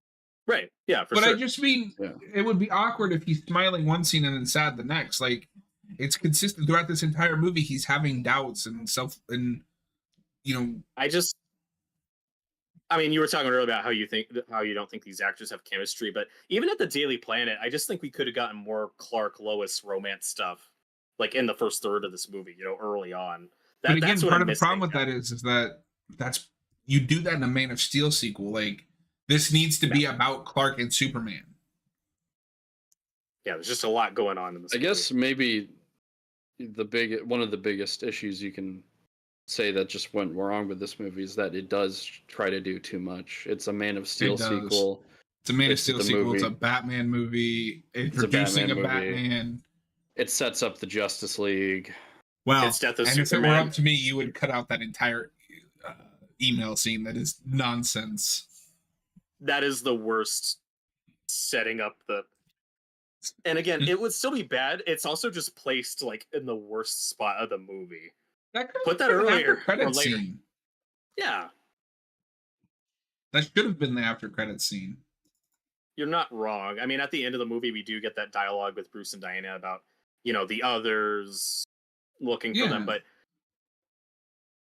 don't do that scene when we're in the middle of Batman shining the bat signal and we're about to duke it out with Superman, and then just stop that to have him emailing Diana about these other metahumans. It's just placed in the wrong spot of this movie. Yeah, because it feels like Bruce just had a random moment, like downtime right before he went to fight Superman, to just email Diana. Yeah, it's when he's on the roof with the bat signal. Like, he just has his iPad out. Like, yeah, he just pulls out his phone. So a bit of fun trivia, this voice of this Crotonian ship, the AI, I think is Carla Gugino. Oh, really? Apologize if I'm pronouncing that wrong. The original Silk Spectre and Watchmen. And Snyder wanted her as his Catwoman. And man, that would have been great, I think. Yeah, we never got that. But I don't know. I don't need a Catwoman when you're clearly going more of like a Batman Wonder Woman thing. Because I guarantee you, if you introduce Catwoman, it's to be his romantic interest in a movie. But, I mean, they could be past that romance. There's a lot of different things you could do. Yeah. These are just at this point, most of the comics. And some of this is retroactive because I'm tired of Batman and Catwoman. Tom King ruined that. I don't want to see it. Well, yeah, I mean, I don't think they would do a romance. I think he could be flirty with both Catwoman and Wonder Woman, and then eventually build to a romance with Wonder Woman. I like that we see this Batman invents his own gear, like tech and gear. Yeah, this is a cool montage. The working out is silly because he just overexerts himself. So by the time the fight happens, he should be just exhausted. It's just like, look at how ripped Ben Affleck got for this movie. I mean, it's Batman. Like, is it any sillier than anything else Batman has ever done in that? Like, the idea is that he's more than human. I don't disagree, but this is a movie that has a lot of silly things that doesn't want you to think it's silly. This wants you to think this is weighty and epic and serious and dramatic. I don't care. It's a nitpick. I'm just saying there's a lot of things in this movie that are silly, but it doesn't want you to think it's silly.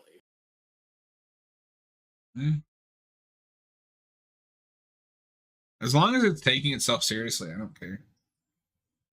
I mean, I do appreciate that more than if this were like a Marvel movie and they were like made a snarky joke after. Isn't this so silly?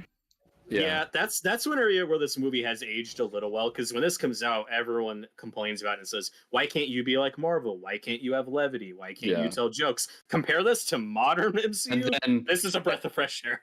And then the answer to that was Justice League, and look how that turned out. Yeah. And yeah, again, it would still be forced and stupid, but you put the Justice League PowerPoint presentation in this scene, right? Like, it would still be stupid, but it would be better. Make it the post-credit scene. I agree. That's the better option. I think definitely make it the post-credit scene. I know people like to meme on it, but I love the Wonder Woman theme in these movies. Like, even if it's not fitting for the character, just as a piece of music, I like it. I never had a problem with it. You don't mind it. And I also don't mind Zod being Doomsday. Like, Superman kind of creates his own monster. I wish we talked about that. Does Superman even know that this was Zod's body? No, but this. Yeah, I don't know. No, I know he definitely doesn't know, but he does know it's Kryptonian, and personally, that's I guess good enough for me. Well, it's also not a leap to think, oh, this is Kryptonian. It has to be like tied with Zod because that's the only Kryptonians that. Yeah. Oh. It's think about it. After Man of Steel, that's the only Kryptonian left besides him. He's not an expert on Kryptonian technology. He doesn't know what happened to Zod's body. He probably thinks the government still has it. Right, but I'm saying it's Kryptonian. There's only one Kryptonian besides him on Earth. It's not a leap. I don't know why you would see that and immediately think, oh, that has to be from Zod. It's Kryptonian. Where else is it going to come from? The ship. Maybe there was a vial of DNA somewhere. I don't know. I don't know what Superman thinks it is. Like, I think it's a leap to think, oh, this must be connected to Zod. I don't know. I don't think it's that big of a leap. Like I said, there's only one Kryptonian left on Earth besides him. He doesn't know everything about the ship. I don't know. What do you think about that, Torgo? Honestly, like, I don't care. Honestly, it's not something I ever really thought about. Well, my issue with it. Oh, go on. Well, but I see what John's saying. It's like, what other Kryptonians were there? So but it makes sense to think of that. He doesn't have time to think about it because the fight immediately starts. Like, he doesn't have time. I mean, obviously, we'll get to the third act when we get there, but this monster shows up and he's fighting it, and like he doesn't have time to put the pieces together. And but again, he says that it's from his home world. It's not a leap to think, oh, that directly ties it to Zod. That's not in the movie. That's not in the movie. But my issue with it is obviously Superman snapping Zod's neck in Man of Steel is super divisive and a whole other conversation we don't have time to talk about. I will say I think he did the right thing, but Torgo. He did the wrong thing. Okay. So however you feel about that, I love the idea of the consequence of that now being, oh my God, like it's even worse now because of that choice I made. And now I'm dealing with the consequence. We just don't have time to talk about that stuff. I'm bringing that to the movie. That's not because this movie's trying to do way too many things. Yeah, that's the whole point I was trying to make. Yeah.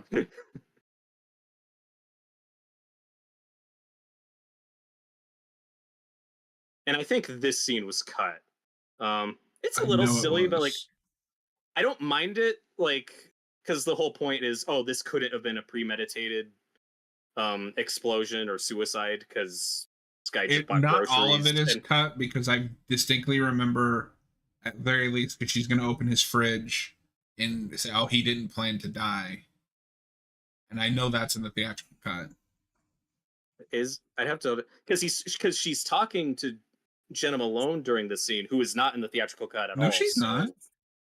Yeah, she's talking to her right now. Now she is. No, I'm saying, but they trimmed it down because I know that she looks in the fridge and say, "Oh, he didn't plan to die that night." But I think they cut right there. Okay. No, you might be right. Robert, you watch the theatrical cut for us and let us know. I'll double check that later.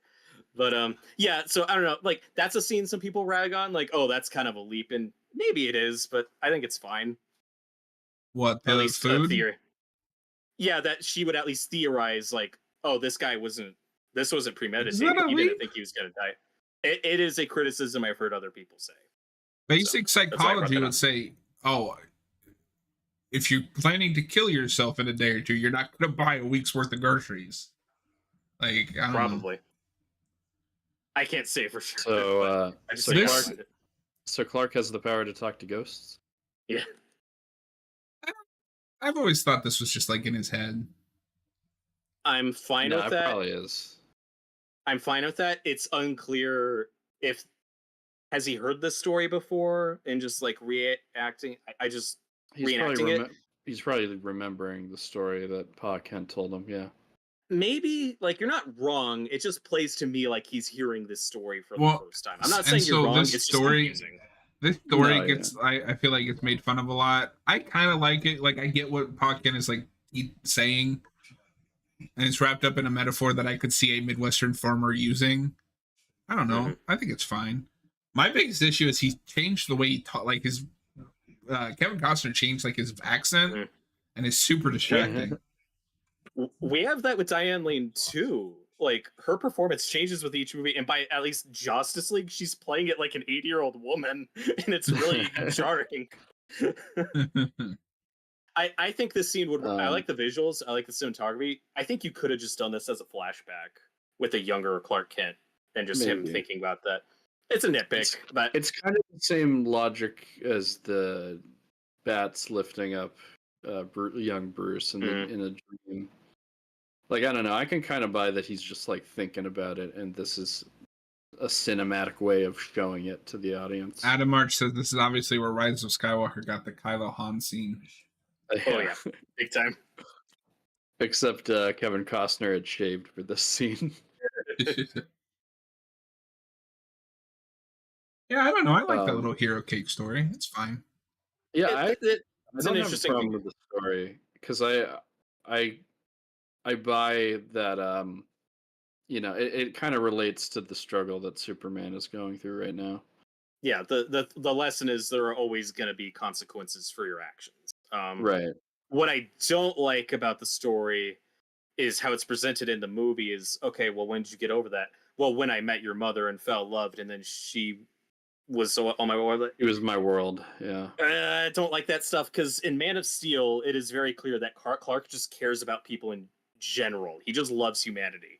And this film is when we start playing with the whole, Lois is his world, and then when she dies, he snaps and goes crazy and evil, and I don't personally like that. Well, I don't mind that metaphor because it's not so much like, the only thing he cares about is Lois. It's Lois is what connects him, makes him feel as part of the world. He can care about the world, but he's still an alien.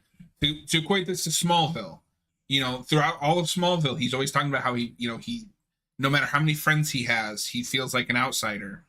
But it's his connection to Lana and then Lois that really connects him to Smallville or Metropolis.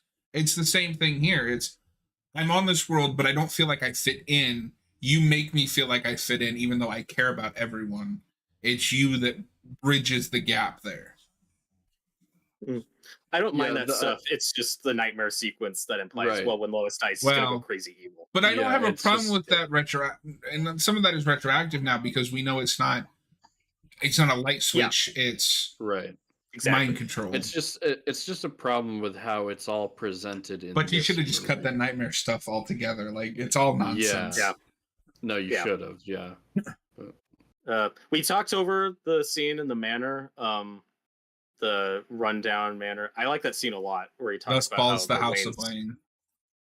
That's a little much, but Iron sells it. I really like how he just says like, "Oh, how did the Waynes get their fortune? They were hunters." Oh, that's a good bit. And we were talking earlier about how like, you kind of wish we got back to the manor. We do get it back in Justice League and turn that into the Fortress of Solitude, or not the Fortress, the Hall of Justice. Wait a minute, what? I think that's a fun. I misspoke. We turn it into the Hall of Justice at the end of Justice League, and I think that's fun. We never get to see that, but I think that's a fun. So I'm going to circle back to that for a second. This armor is perfect. I don't care. It looks amazing. I love it. But to come back to your point, it's kind of funny because both this and the Arrowverse set up a Hall of Justice, and then we don't do anything with them. We don't do anything. And the Arrowverse, it's worse because we get like 5 more seasons of television. It just never go there. I love At this least with Justice League, that's kind of the ending. I love the cinematography. I love everything about this shot. Just everything about it is so good. Cool. I kind of wish. How come it's raining? Torgo's like cool. How come it's raining in Gotham but not Metropolis? Oh, that's fine. It's just cool. It's very heightened. It's very but like that's what I like about it. But I like that too. Fair, but it's just this movie can't decide if it wants to be heightened. To be fair, I live in the Midwest, and I have gone from one town to the next, and in one it's raining, and the other it's not. Yeah, no, fair enough. Just, clouds are moving. That's fine. It's just a funny observation I had. It's not like a serious problem. Yeah. I guess in the context of the movie, it makes sense that we go with the traditional bat signal. I do wish we got the one from the comic, though, Dark Knight Returns, where it's on a building. Because that just makes so much more logical sense. So I don't like to try to apply logic to things like the bat signal and sure, it's on the clouds. It's a cool shot. I just think what we do in the comic is cool, and we've never done that in a movie. So I have a question. Why are we reusing the Lex Luthor theme for Lois Lane's kidnapping? Because she's about to meet Lex. Yeah, but shouldn't that kick in when he shows up on screen? Well, I mean, I get it. You know, he's showed up right now. He's about to show up. Why do you hate this movie subject? You're nitpicking so much. God. Just wait till we watch The Batman. Oh, no. Eventually, we're going to be talking about the Batman-Superman fight and how convoluted. Yeah, we're already so. I'm gonna be on an island on that one. I mean, I'm already on an island with like half this movie, but no, I mean, I will say, I do want to clarify. Like, I don't hate this movie. I like this movie. I enjoy this movie. I just think it's a bad movie, if that makes sense. So this is, I think, the first time that we get more of like why Lex is doing what he's doing. But he's also just saying nonsense. Yeah. Well, okay. So first, his motivation is, I want to make people stop believing in Superman, even though a lot of people don't believe in Superman in this movie, but whatever. I want people to see this god as I see him, as a false god who gets his hands dirty, who is not all good. Okay, that's his motivation. That's why he wants Superman to kill Batman. But then he'll later say, oh, the Batman did. If a man won't kill God, then the devil will do it. So does he want Batman to kill Superman? Does he want Superman to kill Batman? Is it both? And even if you sell me on that, why is the Doomsday plot already in motion before the fight has even happened? Like, shouldn't that be the last resort? Like, oh, okay, you didn't do what I want. Okay, pushing the button. Now here's Doomsday. Why are we setting up the Doomsday stuff before the Batman-Superman conflict even happens? To be fair, though, he just has the Doomsday pod. He hasn't activated it. Yeah, yes. No, he hasn't, because he says that the devil will do it, and he hits that button. Yeah. Yeah, but it's already growing. Like, there's lightning going everywhere. Okay, that's more. Which clearly took days. So you want him to have them try, and then when it fails, oh, I'm going to wait a few days, let this thing gestate, and then summon it. The way it's presented in the movie is powers going out, it's going crazy, it's growing, and then, okay, he hits the button and actually unleashes it. But, like, why is that already in motion before the... But why wouldn't Lex have his backup plan ready for when if that fails? The way it's presented in the movie, it's like that was going to happen whether he hits the button or not. But it clearly powers wasn't. going out. Powers going out, lightning's going everywhere, people know something weird is going on. So here's where we get his main issue with Superman. Yeah, if God is all good, he can't be all powerful, and if he's all powerful, and that should have just been the main motivation. I like that. That's very classic Lex. Like, if you're that powerful, you cannot be that good. Mm-hmm. No So man intervened. does The sky went out to deliver me from dead. And I don't know if you have this because you're a Smallville guy like me. All I can imagine is just what's his name, John Glover's Lionel beating the shit out of the Slacks. Oh, yeah. Oh, that's a thing we didn't even talk about that feels like reshoots. Remember when he was cast as Lex Luthor? And then when this movie was coming out, it was suddenly like, no, he's Lex Luthor Jr. It feels very, because people were mad about Jesse Eisenberg's casting. I'm not saying that's what happened. It's just kind of how it played when it came out. The way we talk about his father, and like he even says my dad was Lex on the Corp. Almost like, well, if people don't like Jesse, we can just say, oh, that wasn't the real Lex. His father's the real Lex, and he'll show up later. Because I don't know. I'm not saying that theory's correct. That's just kind of how it plays. It feels like the plan was always to have him be Lex's, or his father be Lex. Also be named Lex. I don't know. I don't know. With how like sometimes Smallville-esque the Superman stuff in these movies feels. I just feel like they wanted that father angle from Smallville because that was so popular. No, you're right. I'm not saying you're wrong about that. No, this is where the Lex performance turns around a little bit for me. I like when he's actually like gets to be a supervillain against Clark, and like he actually has a motivation and he's more focused. Well, it's weird to me when the backlash to his casting is, oh, he's not threatening enough, he's not big enough. I'm like, I don't mind a take on Lex being the polar opposite of Superman. Like, that's a fine take. I don't need a Lex that's like little guy. Batman. Yeah, and sometimes Lex is that, and sometimes that works, but I don't hate the idea. I'm super excited for Holt's take. I think he'll be great. So excited. I think he'll be what we've been looking for. One thing that I don't think is talked about enough is this Lex is very smart. I wouldn't let them tell me where Martha is, so you can't get me to tell you. Mm-hmm. If you don't do what I say, I have people watching. You won't find them.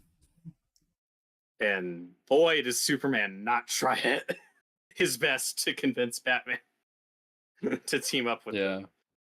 That whole fight we'll get there, but I will just say this in advance. Y'all want Superman to be human until he does something human, and then you're mad that he's doing something human. What? He tries twice to talk to Batman, and then he loses his patience, which is a human thing. When did we say we didn't want him to be human? Because you're criticizing him for doing something that's human. We'll get that. He barely tries. Torgo, back me up on this. He says, Bruce, you have to listen to me. And then Bruce starts, going at him. But then what is he supposed to do? Just stand there and let Bruce attack him? I'll point it out. There's plenty of different moments where he could have said, hey, my mom's in danger. Help me. Help me. Lex kidnapped my mother. Help me. That takes less than 5 seconds to say. It's so contrived. It so doesn't work. It is. It's just him losing his temper. Like, that's okay. How hard is it to say, Lex kidnapped my mother, help me? That's all he has to say. And if Batman just isn't listening because he's so consumed with rage or whatever, that's fine. He's not listening. He's not giving Clark a chance to do it. But and Clark then Clark loses his temper. And Clark can lose his temper and also be like, hey. So this is what I was talking about earlier. There's all this energy going on, stuff's going down. Yeah, it's the cocoon gestating, but that doesn't mean that Doomsday is going to hatch out either way. But Lex should know that this is getting media attention. I don't know. My issue more just structurally is, why are we already setting up the Doomsday fight before the Batman-Superman fight has even happened? That's more my problem. Because, as we keep saying, there's too much stuffed in the back half of this movie.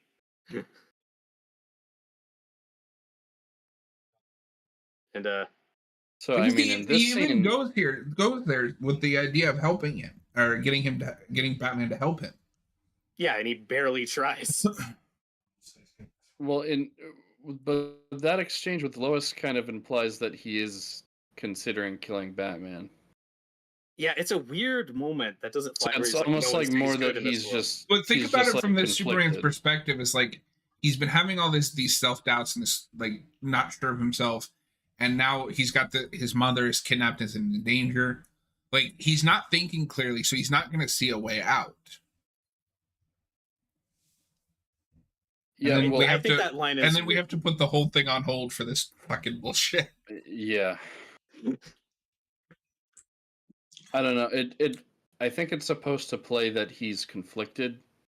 Like, he's going back and forth between deciding if he wants to kill Batman. I think he's definitely considering it because it fits in with those self-doubts of like, am I doing the right thing? Is this the right thing to do? But it's just confusing because in the Lois scene, it's almost like he's made up his mind. Like, yeah, I am gonna kill Batman. But then when he gets to Batman, the first thing he does is try to talk to him. Well, but he just said in that scene, I have to convince him to try to help me, and then if I can't convince him, then he has to die. Or yeah. And then he says, okay, yeah. And then so he's not made up his mind either way. But sorry. And then he says, no one stays good in this world. Is he referring to himself? Because he already doesn't like Batman. He already doesn't like Lex Luthor. I guess he's just talking about himself. Like, no one stays good in this world. Like, it's a weird line. Yeah, because if he has to kill Batman, then he won't be good anymore. Like, but you just said he hasn't decided yet.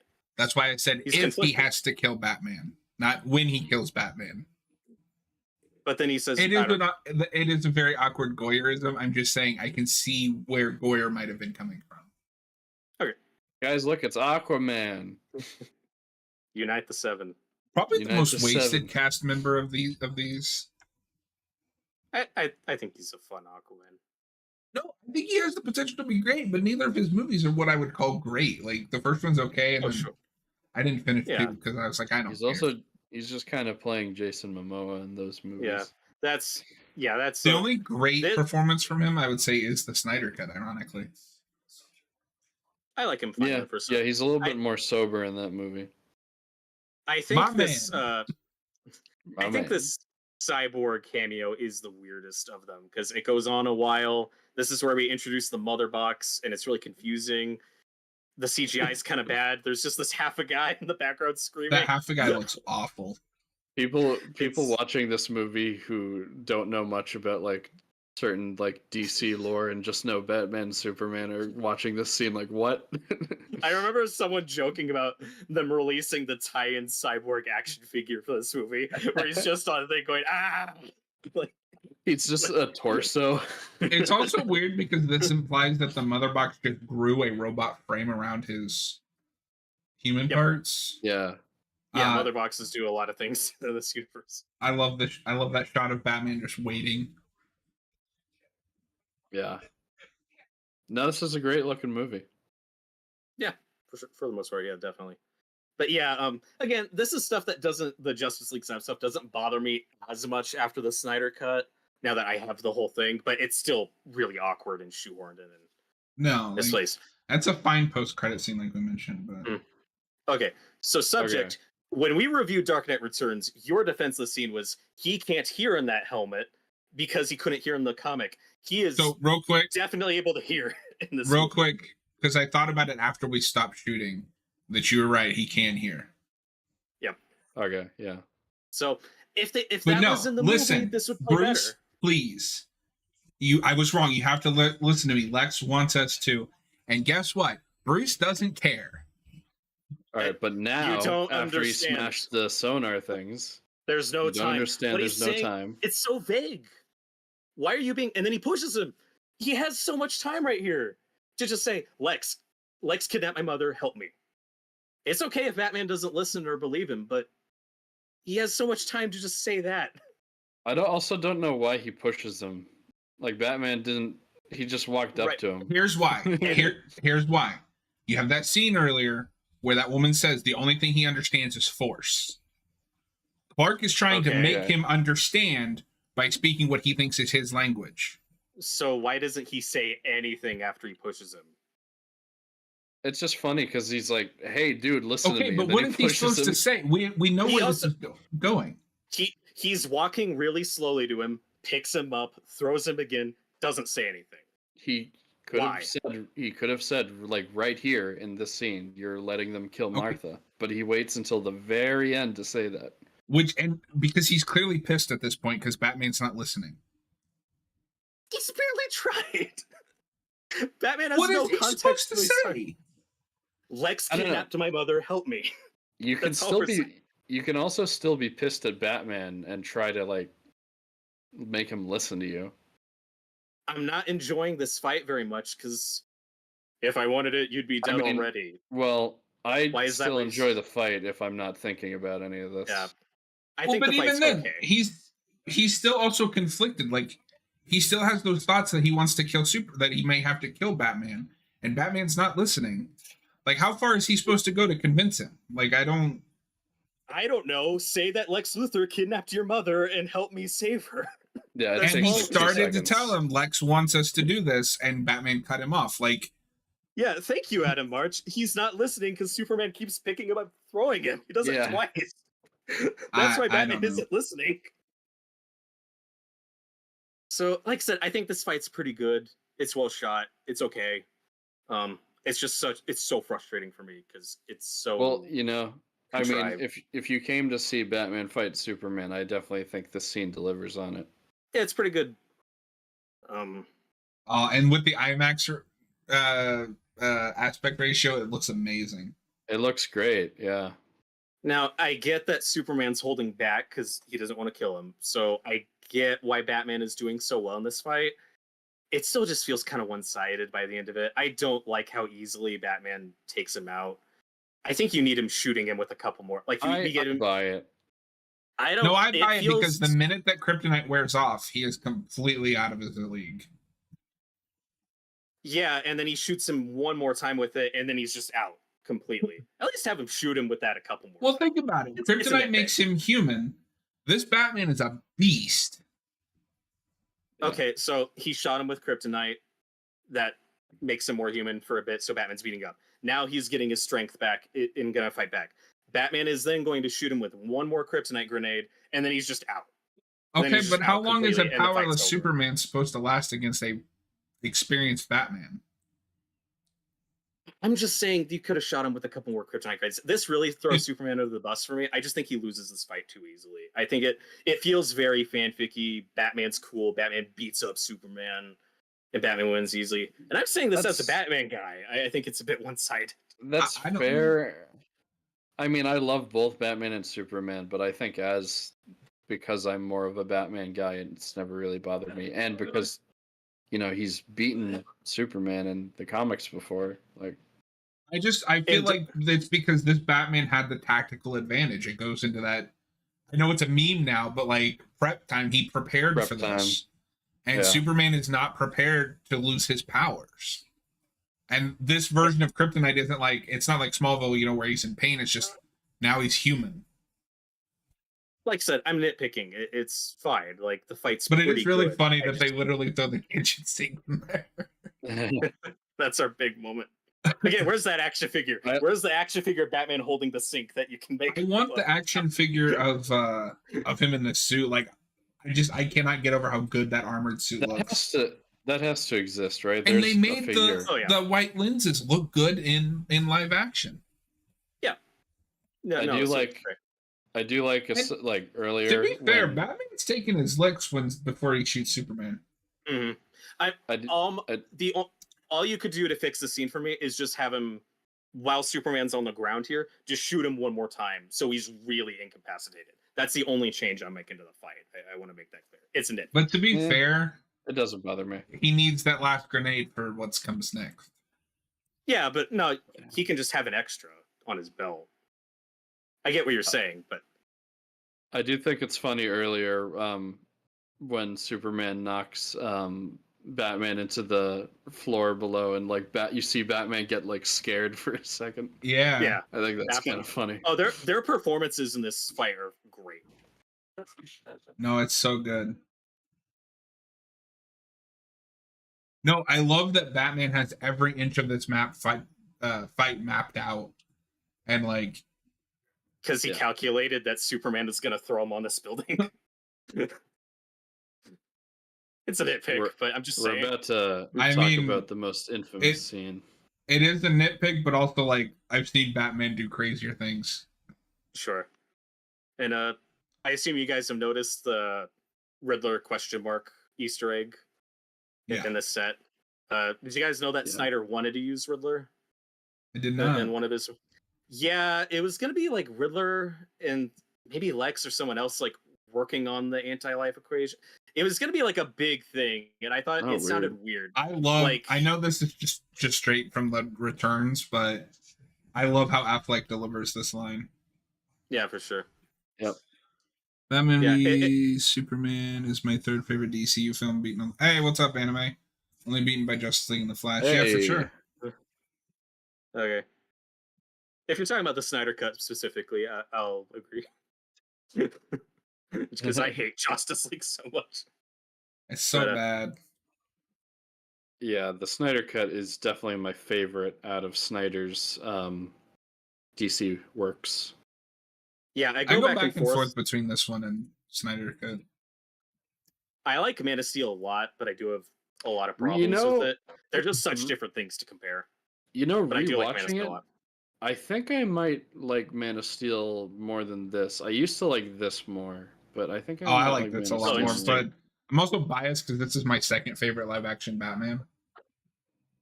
I much prefer Man of Steel to this, but like I said, there are things about this movie that I like. I love the way he shoots the like green kryptonite spear lighting. Mm-hmm. And I don't know how it comes off on your Blu-ray transfer because obviously the color grading is going to be a little bit different. Oh, it looks great, but it is so contrived that the thing Superman says is "save Martha" and not "save my mother." Why would he say this the way he does? Why would you say that name? Why would you say that name?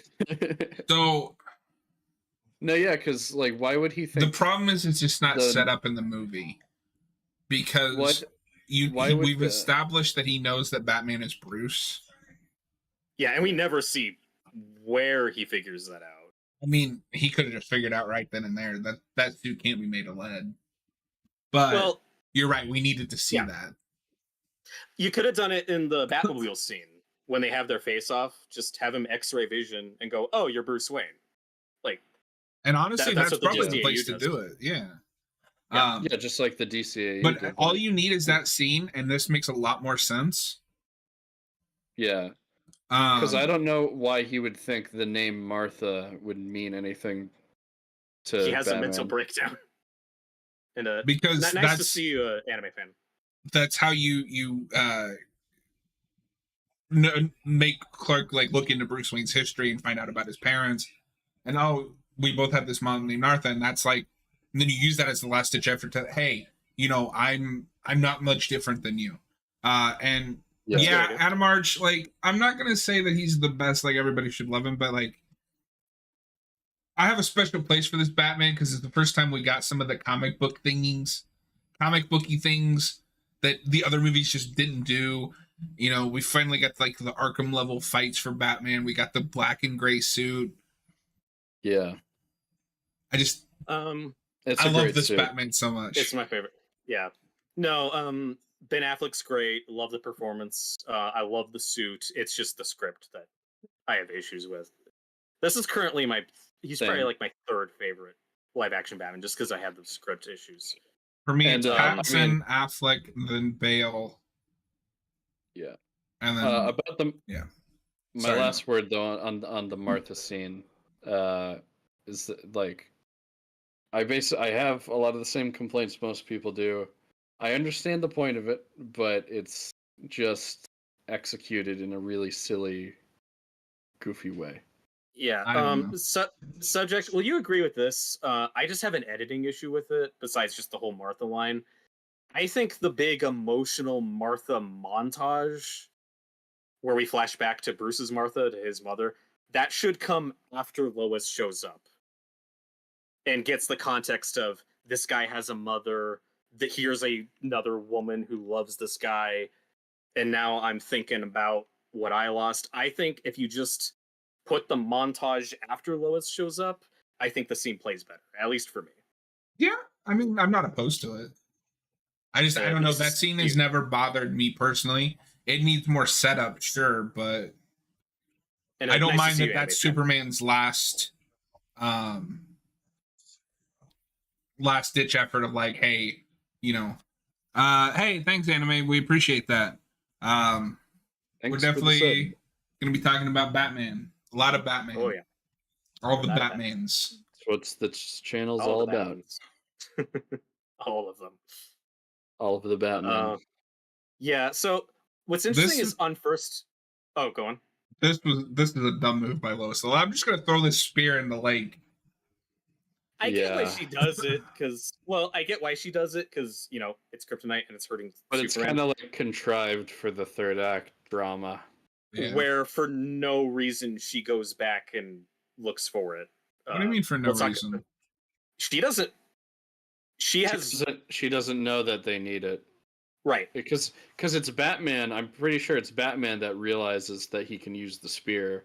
All you need to do to fix that scene is have Batman say, Alfred, hack Lois's phone. We need to call her and tell her that the spear is important. That's all you need to do to fix that scene. So I will give you this for the action.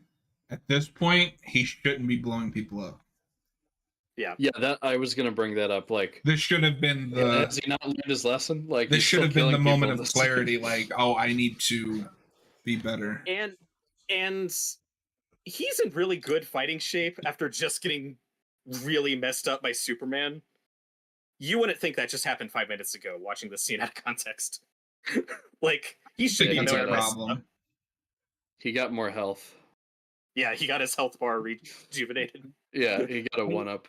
This isn't a fair defense, but I can't help but just compare it to like Batman, like because you're trying to make a Batman thing. Batman is known for his almost inhuman stamina. Like, I'd probably see this man like going out at night for like 3 nights in a row without sleep and being fine. Like that kind of level of stamina. It's a nitpick. It's not a big deal. It's crazy, like how much he can endure in one night in the Arkham games. Yeah, like it obviously doesn't make sense. And I don't care in context, out of context. This fight is awesome. Yeah, I wish it wasn't so overly violent. Arkham.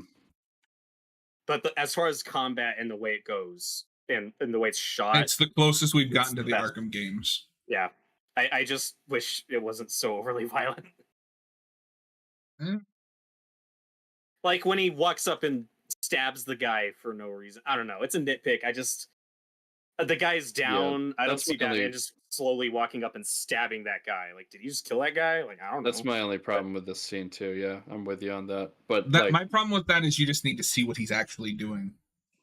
I think you can just punch him. Like, just like the Superman fight, I think if I turn my brain off, just enjoy it for what it is, I can definitely enjoy the scene. Like, this is just an Arkham, challenge room. Yeah. Well, and like I said earlier, it's just too many of the big set pieces in this movie are just back to back shoved into the last third. You just don't get time to breathe. Damn. This is the last good one. Yeah. There is a change here, though, in this cut that I don't like. You can call it realistic or whatever. And the theatrical cut, when he uses the grapple on that box or that crate, and slams it into the guy into the wall. Yeah, in the theatrical cut, you're just like, oh, he knocked that guy out. He really messed that guy up. In this cut, his brain like explodes on the wall, and you really have to think, oh, that guy's dead. I don't care for that. Yeah. And but for the most part, it's a really great fight. Like, it goes back to that point that I've been making. Like, I think Snyder talked about this when he was on Joe Rogan recently, where he was like, he clearly didn't stab that guy. He punched him at best. There is a stab sound effect. At least he stabbed him in the shoulder. Yeah, but when he walks up to that guy and it's like there's like a music sting, but there is a stab sound effect in that sting. That's at least how I love the Batman bursting out of the wall. This is right out of Dark Knight Returns. It is. And now, I see a lot of people criticizing it, but that book is vague enough. Like, I know he doesn't probably end up killing that guy in the book, but that scene is so vague in the book. It's hard to tell what happens in that part. It's just weird how that's what Snyder always cites. Like, see, he kills people, when in the next chapter of that book we say Batman's never killed anyone. And like, that's what's annoying and frustrating about it. Yeah, I like this little moment of levity here. that goes back to what I was just saying. Like, he was on that podcast, and I think he brought that scene up. But it's like, he claims to be taking a deconstructionist point of view, but like, the way that he's using like Batman killing people in this movie is just for like badass fight scenes. It's like, I don't think you're actually doing anything cool with it, you know? I like this movie. I don't think Snyder understands what a deconstruction is. No. I agree. I mean, I think on a basic level, yeah, like, I see what he's trying to do here. But yeah, so see, we're going to get here. Doomsday is not ready up until this very point. If Batman or Superman hadn't killed each other, he could have just pulled the plug on the whole thing. Maybe.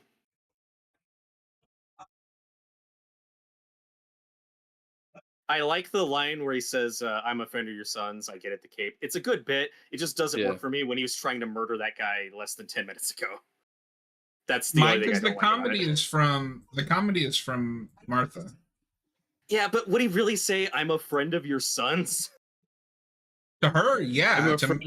I was gonna kill your son a second ago, but now I'm his best friend. Okay, I have been laser focused on that scene. I didn't see Lex press any button. No, he does press a button, yeah. Did he? I didn't see it. I wasn't laser focused. I'm sorry. I'm not saying he... No, he just says, if man won't kill God, the devil will do it. He turns around, then we see when it. When he goes up to the camera, it looked like he pressed the button. Maybe I'm wrong. Maybe you're right. That's just not how it ever played to me. I don't know. That's also... I mean, I hate to use this because it's a weak defense, but it's also like movie logic. You got to have a third act villain. Yeah, it just comes... We need more time to breathe. They should have just been Lex in the mech suit. That would have been fine. Yeah. Yeah, if this was just turning into a team-up movie. Hey, look, it's the troll from Lord of the Rings. Yeah, it's the cave troll. But they didn't do Lex in the mech suit because they have to do Death of Superman for the Jesus imagery. I don't know if you guys have this. I never want to see Death of Superman ever again. I'm sick of it. Yeah, I'm fine with not seeing it anymore. It literally looks like the troll from Fellowship of the Ring. It does. It does. I think just on a technical level, I think the CGI is fine. Some of it's not great, but I've seen much worse. Compared to some Marvel movies, I have seen much worse CGI than this, just on a pure technical level. It is very cartoony. No, I mean, I think it looks like it's there. I think when we get to the fight later, it becomes more of a problem. It becomes very green screeny. I'll give you that. So that's a visual moment that I really like that pays off the Lex fight. I mean, talk where he says, no God was there to catch my dad's fist or whatever. And then he catches Doomsday's fist from smashing Luthor. That was fun. But also, to be fair, final thing I'll say about your point, isn't it very Lex Luthor to unleash something he can't possibly control? Oh, I'm fine with that. It just happens in too quick succession for me from the fight to that. There's just no time to breathe in between. And what we had between was the warehouse fight. It was a big action scene. Yeah. So it's just issues for me. CG or anime fan says, I'm okay with Death of Superman happening again if Tim Burton and Nicolas Cage are involved. That'll never happen. Yeah. Sorry, but it won't. Adam Arch says, although Wikipedia says Luthor executes his backup plan, unleashing a monster. Take it for what you will. But that seems like he does something to release him. So he had to have done something at some point to finish that process. How it plays to me in the movie is like, this is out of before the Batman Superman fight happens, this is out of Lex's hands. Like, it's just growing and is going to burst out. That's how it's always played to me. I'm not saying you guys are wrong. I just don't see Lex pushing a button or activating anything. I mean, my whole thing with that is it makes sense for him to have a backup plan. Yeah. Like, there's probably like logical issues with it. I just don't really care enough. And like I said, I think most of the CGI here is fine. I don't like this Doomsday design. And when the trailer came out, everyone, myself included, was like, well, he's going to grow more bones and look more like comic book Doomsday. That's the most comic book Doomsday you get. He does grow some bones. It's just not a lot. He doesn't look like Doomsday. I don't. Yeah, like anime. I just don't think.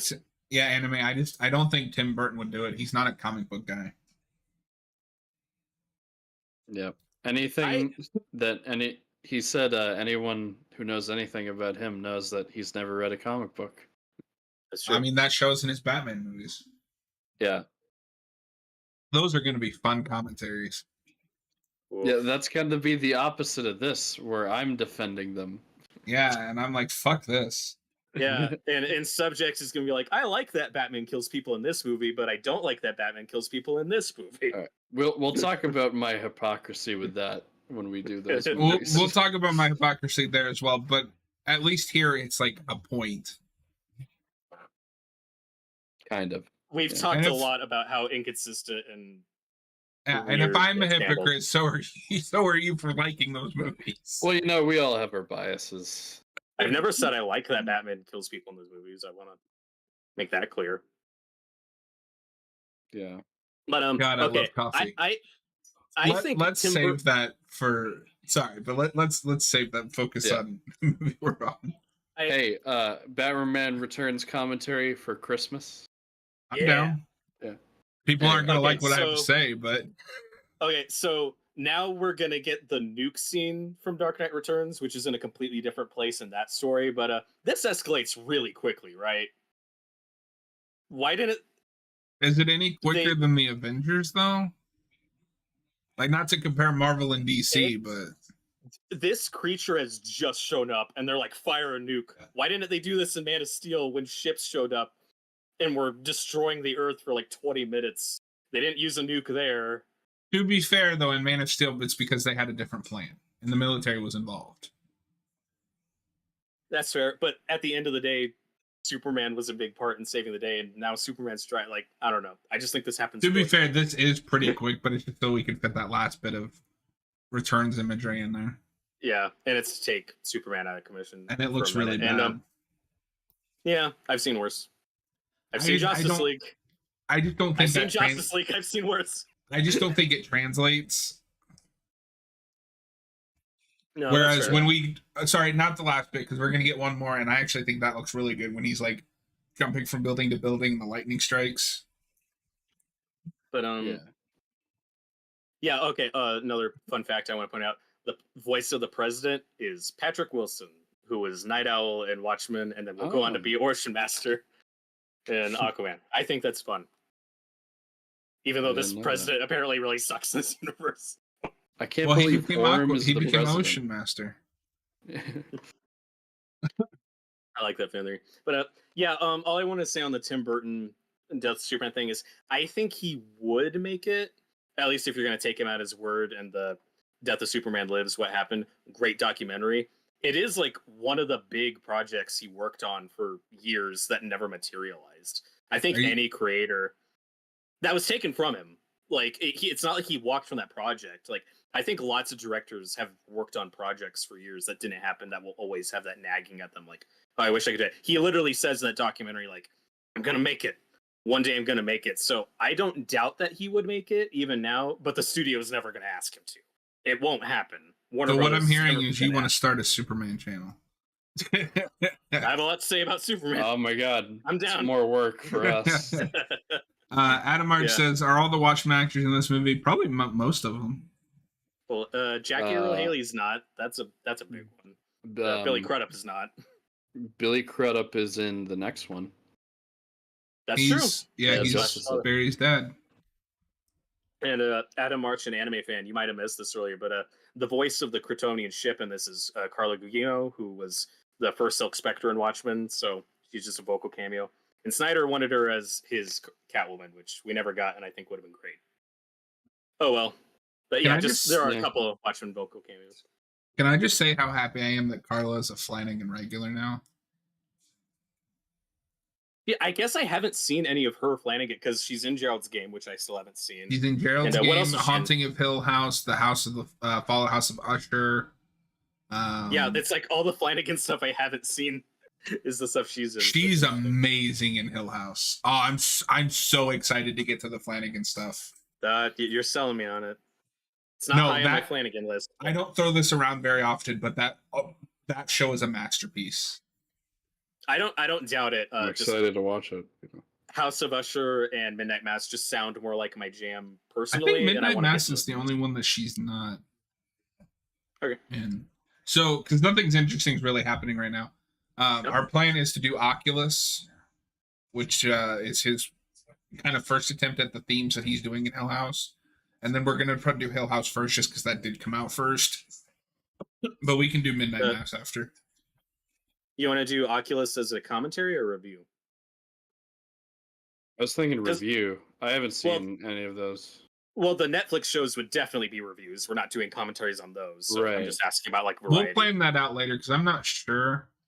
If Torgo doesn't want to do a blind commentary, that's fine because I definitely get that. Those are harder to do. Yeah. Especially if it's a movie that I kind of just am watching for the first time and I just want to, soak it in. Yeah, I'm not talking about blind commentaries. Yeah, see, like that looks awful. Yeah, it's hard to translate. That scene in Returns is crazy. Like it's hard. It would be hard to translate that in live action. The only one that I know for. Oh, sorry. Go ahead. I'm not saying it doesn't look bad. I'm just saying I've seen Justice League. I've seen worse CGI. Adam March points out Jeffrey Dean Morgan as well. Yep. Yeah, he's Thomas Wayne. Who could have been Thomas Wayne Flashpoint Batman, and we didn't do that, and it makes me sad. The only one that I know for sure that we're going to do as a commentary is Dr. Sleep because we've already done a review on it. Okay. Yeah, I'm fine with doing Dr. Sleep as a commentary. Extended or theatrical? Oh, didn't think about that. I haven't seen the extended edition. Would you be okay doing a semi-blind commentary? Yeah, that'd be fine because I've still seen the theatrical. So maybe we'll do the extended. It's not a stark difference as like this, but obviously the added footage makes it better.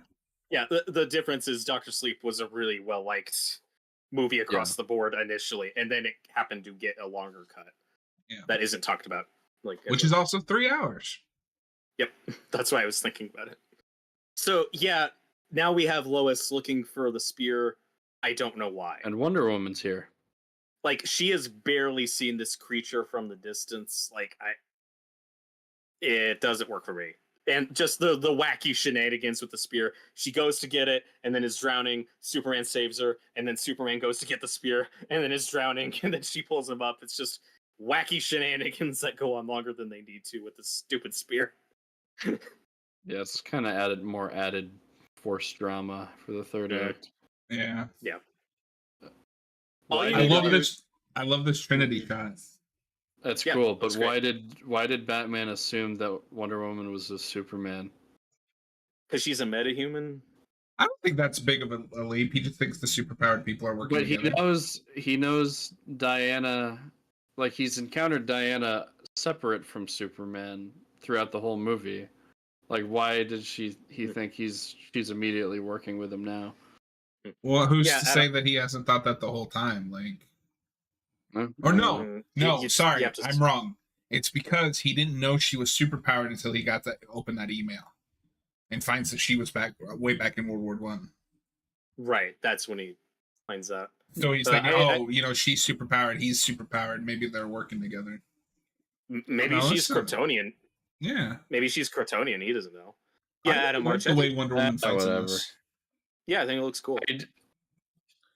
I don't like that Wonder Woman and Superman and even Batman at some shots in this scene kind of turn into video game characters. Yeah. I don't mind it for Wonder Woman and Superman because they would move inhuman. It's weird with Batman. Yeah. I'm gonna stop saying that. Just like you compare this to the end of Black Panther, and that looks like a movie I like. But that looks like PlayStation 2 graphics. I've seen worse. In general, this movie looks way more cinematic than most Marvel movies. What I was talking about earlier with like the CGI problems I have with this movie, most of it is here. Is what I'm saying. Yeah, that's fair. So, no, you can tell that like this had to be expensive as shit to shoot. Oh yeah. Well, and one thing we haven't talked about is I don't know how much of this was reshot or just worked on in post. But remember, this movie was pushed back almost a whole year. This was supposed to come out 2015. It was shot to come out 2015. They started shooting this in 2014, early 2014, but it was pushed back almost a whole year to 2016. And I still don't know how the theatrical cut is as much of a mess as it is. Yeah, so I'll give you this, Torgo. That looks really bad. Yeah. Yeah, I think the third act Is he with shooting Doomsday is some heat of the vision out worst of his part. mouth? Yep. That's dumb. And Zod didn't do that, so why would he think this is Zod? Zod has a new power. I don't know. We're not going back to that again. He watched Superman 2. He knows that Zod has different powers for some reason.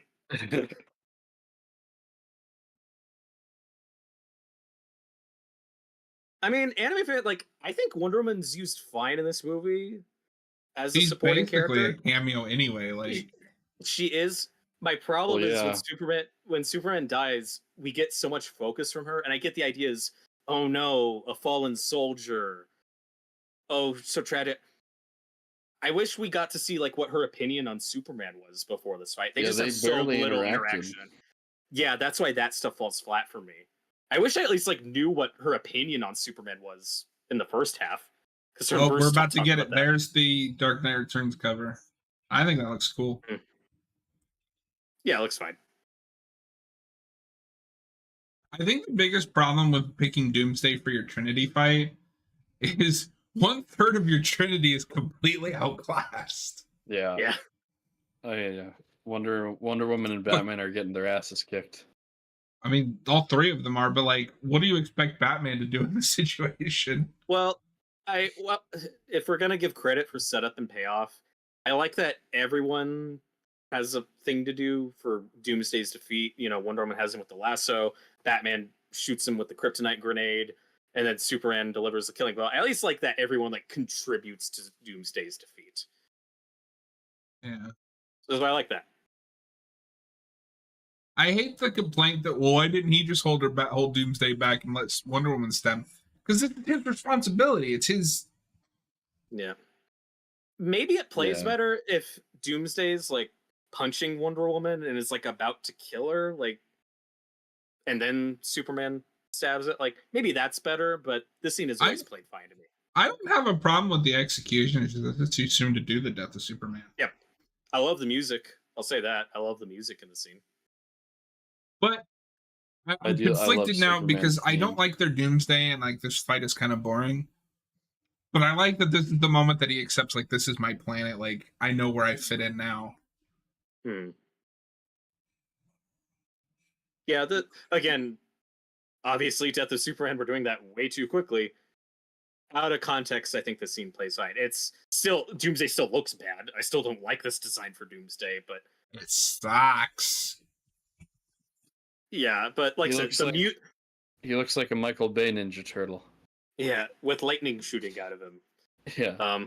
But like I said, the music is doing a lot for me in this scene. I like the music a lot here. Yeah.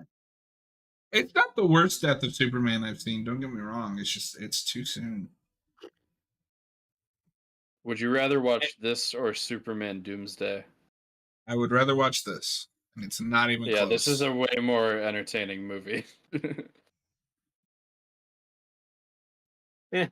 I kind of liked the new the like new 52 movie version of Death of Superman. I thought that was all right. It was all right. The problem was Reign of the Superman wasn't as good. That was. You remember when Clark screamed and it echoed throughout the entire world and the mother box is loose? Yeah, I guess that was the scream. No, to be fair though, that works way better than, well, they're awake now. Yeah. No, the Snyder cut is better, and I will not fight anyone who says Justice League is better. I will not entertain that. Yeah, like, this is just a visual mess. Oh yeah. I do like how big Doomsday is, like, compared to Superman. And I think some of the visuals are here okay with Superman's dead body and the Batman and Wonder Woman and Lois. I think some of this looks okay. I just wish There's a shot coming up that was in the trailer and like it didn't have context, so it wasn't really spoilery. Yeah. But of him like coming out of the rubble, and it looks awesome. Yeah. I was surprised watching this again last night how many shots from this scene are in the trailers just out of context. And you had no idea until they gave it away with Doomsday. Yeah. Mm-hmm. Oh yeah, even the shot of the Trinity together, it's like, I'll let that slide for like a final trailer, but you don't show Doomsday at all in any of the marketing. Yeah, because then you know how the movie ends. Yeah. And it is kind of funny that Superman's death did surprise most of us, because it's like, well, obviously they're not going to do that quickly. And in our defense, like, well, it's Doomsday, what'd you expect? It's like, we have done Doomsday in other media where Superman doesn't die, like in the Justice League cartoons. So it wasn't necessarily a given that, oh, they're going to do Death of Superman. We just thought, oh, the Trinity's going to team up. And I wasn't surprised personally, but that's fair. That's fine. Yeah, I'm not saying that people weren't. I'm just speaking for myself and some other people. And I'm always so conflicted because while I do agree it's so early, with the Snyder Cut now out, I don't hate this decision because I think it works. We both agree that you just need. We both agree that you just need a Superman movie in between Man of Steel and this, at least, because we talked about this before. How the take on Superman is dead and then Batman forms the Justice League because Superman's dead. I don't hate that take. Yeah, it's not too bad. I think that's a fine concept. That shot right there. I love that shot of Batman like coming out of the. Yeah. It's cool. Like I said, Wonder Woman just gets a lot of focus in the scene, and I'm like, I wish I knew what her opinion on Superman was before this fight. Love that shot too. Her opinion on Kal-El? Kal-El, no. And she gets her own movie later. Like, she'll have plenty of focus. Yeah, and I like her movie a lot. So I don't know if you remember this, but before this version even came out, this is the first thing we saw of any of the deleted scenes. And I was like, what the fuck am I looking at? And the last person, no one thinks that's Steppenwolf, because Steppenwolf is a nothing character in the comic who has a cone on his head and wears green. And does anybody even know who Steppenwolf was? Like, no. Yeah, he's a nothing New Gods character. That was Justice League was my introduction to Steppenwolf. Yeah. Yeah. So we're doing the Snyder Cut right after this, right? No. But he's in the Justice. I don't remember if he's in Superman, but he's Torgo. No. Torgo, no. Yeah, I do like this bit though with the newspaper about Superman dying, and also Torgo. You heard the Snyder Cut next and went nope and left. He noped right out of there. Yeah, I had to get my laptop charger, but that was also just a perfect spot for me to just get up. Something that they would have had to deal with if this universe had continued is the whole world now thinks Clark is also dead. Yep, and we don't talk about that. Reporter Clark Kent is dead. That totally works fine. That's always worked fine for me. I don't mind it now because we're not gonna get any more, and Justice League is a fine send off. It's but like it would be sillier to me if no one died in Collateral Damage. In that, even though they do say like, oh, that's an abandoned part of the city, whatever. But yeah, a reporter dying, and that makes sense. I am so glad we are past that like phase of people being like, there's so much collateral damage in movies. Yeah, no shit. These people have superpowers. There's going to be collateral damage. Are you okay over there, Torgo? Yeah, I have to relocate. I need to find an outlet. I didn't think I thought I had enough power for the 3 hours. He's like looking directly into the camera, into like our souls. Oh no. So props to them for bringing a lot of Man of Steel actors back for this funeral scene. We get Pete Ross, we get the priest. I think one of these characters is supposed to be Lana, but I'm not sure. But out of context, I like the funeral stuff a lot. I like the scene in Metropolis, and I like the stuff with the Kent farm. Wait. That can't be Lana. Where's her love triangle face? I didn't see it. I just think there's a character later that Pete's talking to that's supposed to be Lana, but I'm not sure. And Torgo, you look really scary. you look like General Zod in Man of Steel. You're like glaring at us in the dark. I just realized this does not have the best lighting. Hold on. If you want to be audio only, that's fine. We're at the end. Torgo, no. I have a solution.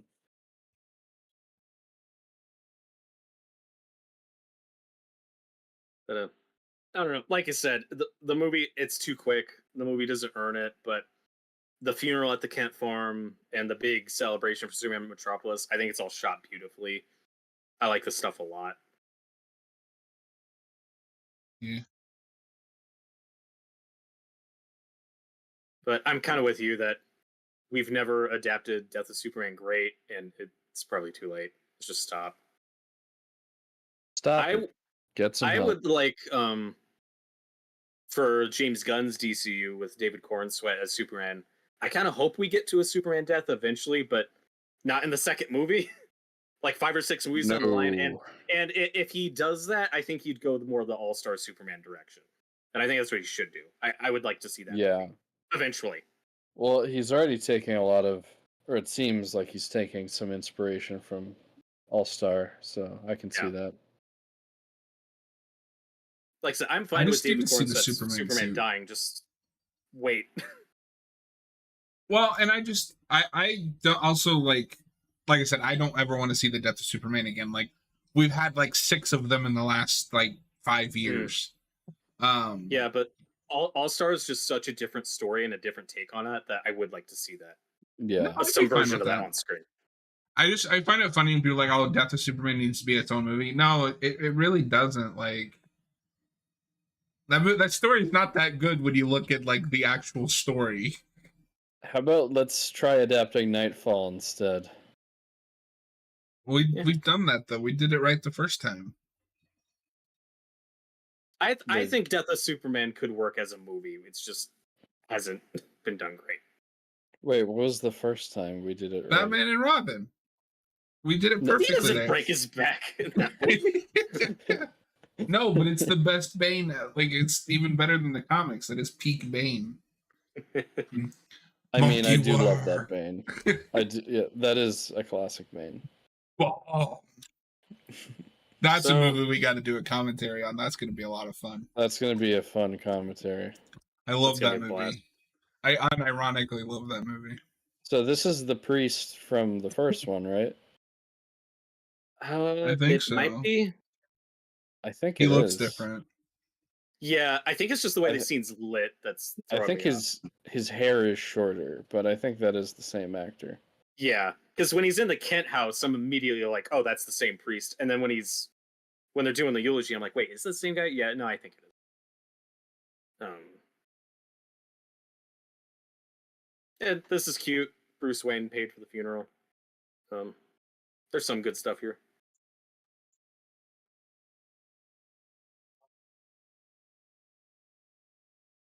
And again, Zack Snyder's Justice League kind of wins me around on it because they at least have like a complete story. But what this is supposed to convey is Batman is super racked with guilt over what he did, trying to kill Superman, and he's like, "Oh no, I messed up. What can I do?" And I'm like, it's there. There's just not enough of it, and it just comes too quickly in one movie. But that stuff plays okay for me in the Snyder Cut. It's just a big arc to sell me on with this character in one movie. Oh man, I know I'm tired. I still gotta watch. I've been here for 3 Batman. hours. I thought we were watching the Batman next. Oh, I don't have enough time for another movie. Another 3-hour long movie. It'll only make it 4 a.m. here. Admarch says he is the priest in both movies. Yeah. That's what I thought. Thank you, Admarch.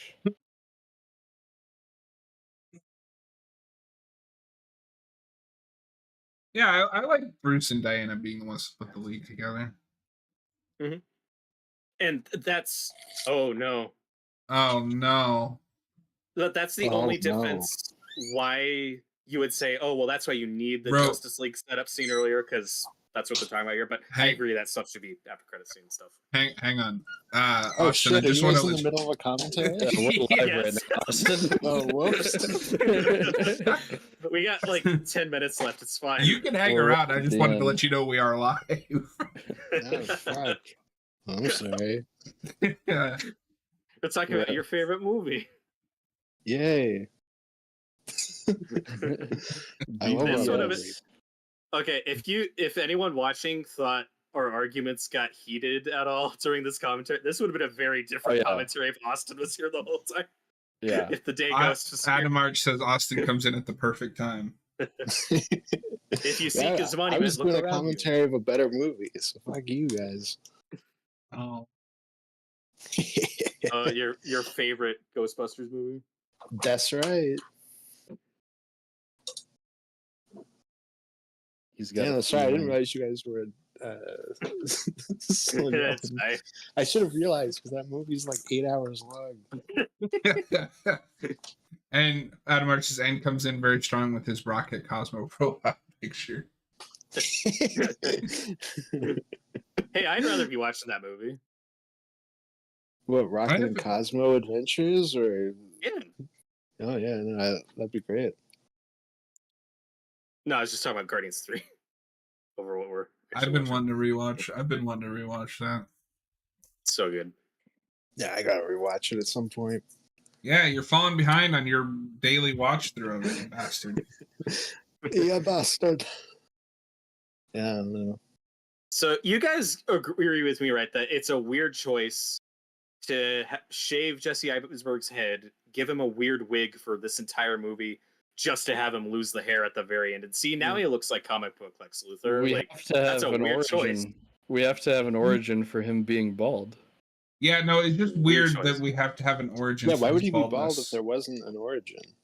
There has to be a reason.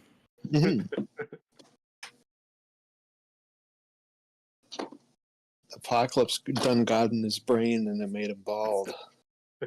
That's a different movie. Ooh. Why? Smallville is the now. To be fair, Lex Luthor having an origin for being bald does go back to the Silver Age in the comics. So just throwing that out there, and that's why he hates Superman. But Smallville, I think, has a take on that has always worked for me. Smallville gives his baldness an origin, and I think it works fine in that show. Well, Lex also hates Superman because Kryptonite gave him a small penis. It's not that kind of commentary, Austin. Oh, sorry. I mean, we're not PG rated on this channel. Oh, okay. Well, I already swore multiple times. So Anime fan asks, is it a reference to Lex Luthor not showing off his baldness until the last scene of Superman the movie? I doubt it. If that's deliberate, that's stupid. And with that, it was because he didn't want to wear a bald cap. He just didn't want to be bald. Yeah. At least in that movie, we're supposed to think that he's just wearing a wig the whole movie. Here, he's wearing a bad wig that we're supposed to think is his real hair. So I think it's worse than this movie. Well, yeah, it looks like he went to Party City and got a Jim Carrey Riddler wig. Yeah. Austin, what are you doing? Snot. I'm printing. Sorry, I'll step back away from No, you're fine. Too loud. What is that? He was trying to time it to the ding ding ding ding scene. Exactly. Ding ding ding ding ding ding ding. And now the painting's upside down. It's upside down. Oh, as in like the devils done come from the sky? Yeah. They don't come from hell beneath us. But why is he excited that Steppenwolf's coming? I wouldn't say he's excited. He just plays the scene so weird. I think he's just crazy. That is true.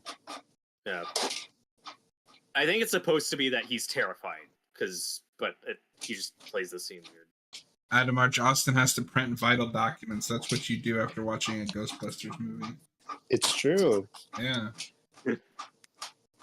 It's true. I'm printing my papers like Electro from Amazing Spider-Man 2, where he's got his papers, his blueprints.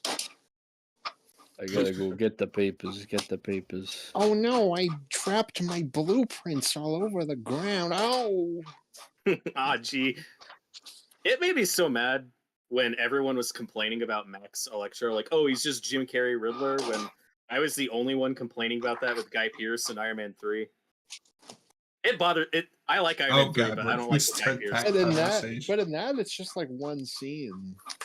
And I don't like fair. that scene either. But at least he's like normal when he comes back. In that movie, he's Syndrome from The Incredibles. In that movie, he's also better than Jim Carrey Riddler. Anyway, that's a story for a different time. There's no post-credit scene, right? I don't think there is. No. All right, well, that was BVS. Robert, Torgo, thanks for hanging with us. Austin, thank you for stopping in. Thank you for printing our important documents. Is my printing that loud? Yes. No, it is very loud. It's loud, but no, I was just saying it's funny that you just dropped in at like the final 10 minutes of the commentary. Yeah, I just saw you guys hanging out. I was like, oh, I gotta print some stuff. I'll go chat with them while I do that. Subject. We're uniting the 7. We had the Trinity. Here's the 4th member. We're building the 7. That's what we're doing. We need 3 more. Yeah, Adam, our show is a lot of fun. Anime, thank you for stopping by. So next week we will be on Haven of Horror doing Chopping Mall. And then 2 weeks from now, we will do a Batman comic of some kind or a movie review. I don't think we've actually done a film review on the channel yet. So we'll do one of those two. We're not sure yet. A film review of BVS. We could, but that just turned into like an hour-long I argument. think we'd just be repeating ourselves. I think we're good. Let's become a BVS channel. Wait, subject, before you go, even though this is commentary, do you want to do scores? Because we haven't given like a rating. Like, do you want to do that? Yeah, we can do that. Where we all land. The 3 of us that watched the movie tonight will give our scores. I can give a score. No, you don't get to give a score. Opinion invalid. No, so if you want to, you can. So on Haven of Horror, we just go without a 5 system. We'll just do that here. And I'm gonna go. I'm just stick with my 4 out of 5. It has problems, but I like this movie a lot. What the hell was that? Torgo, you want to go next?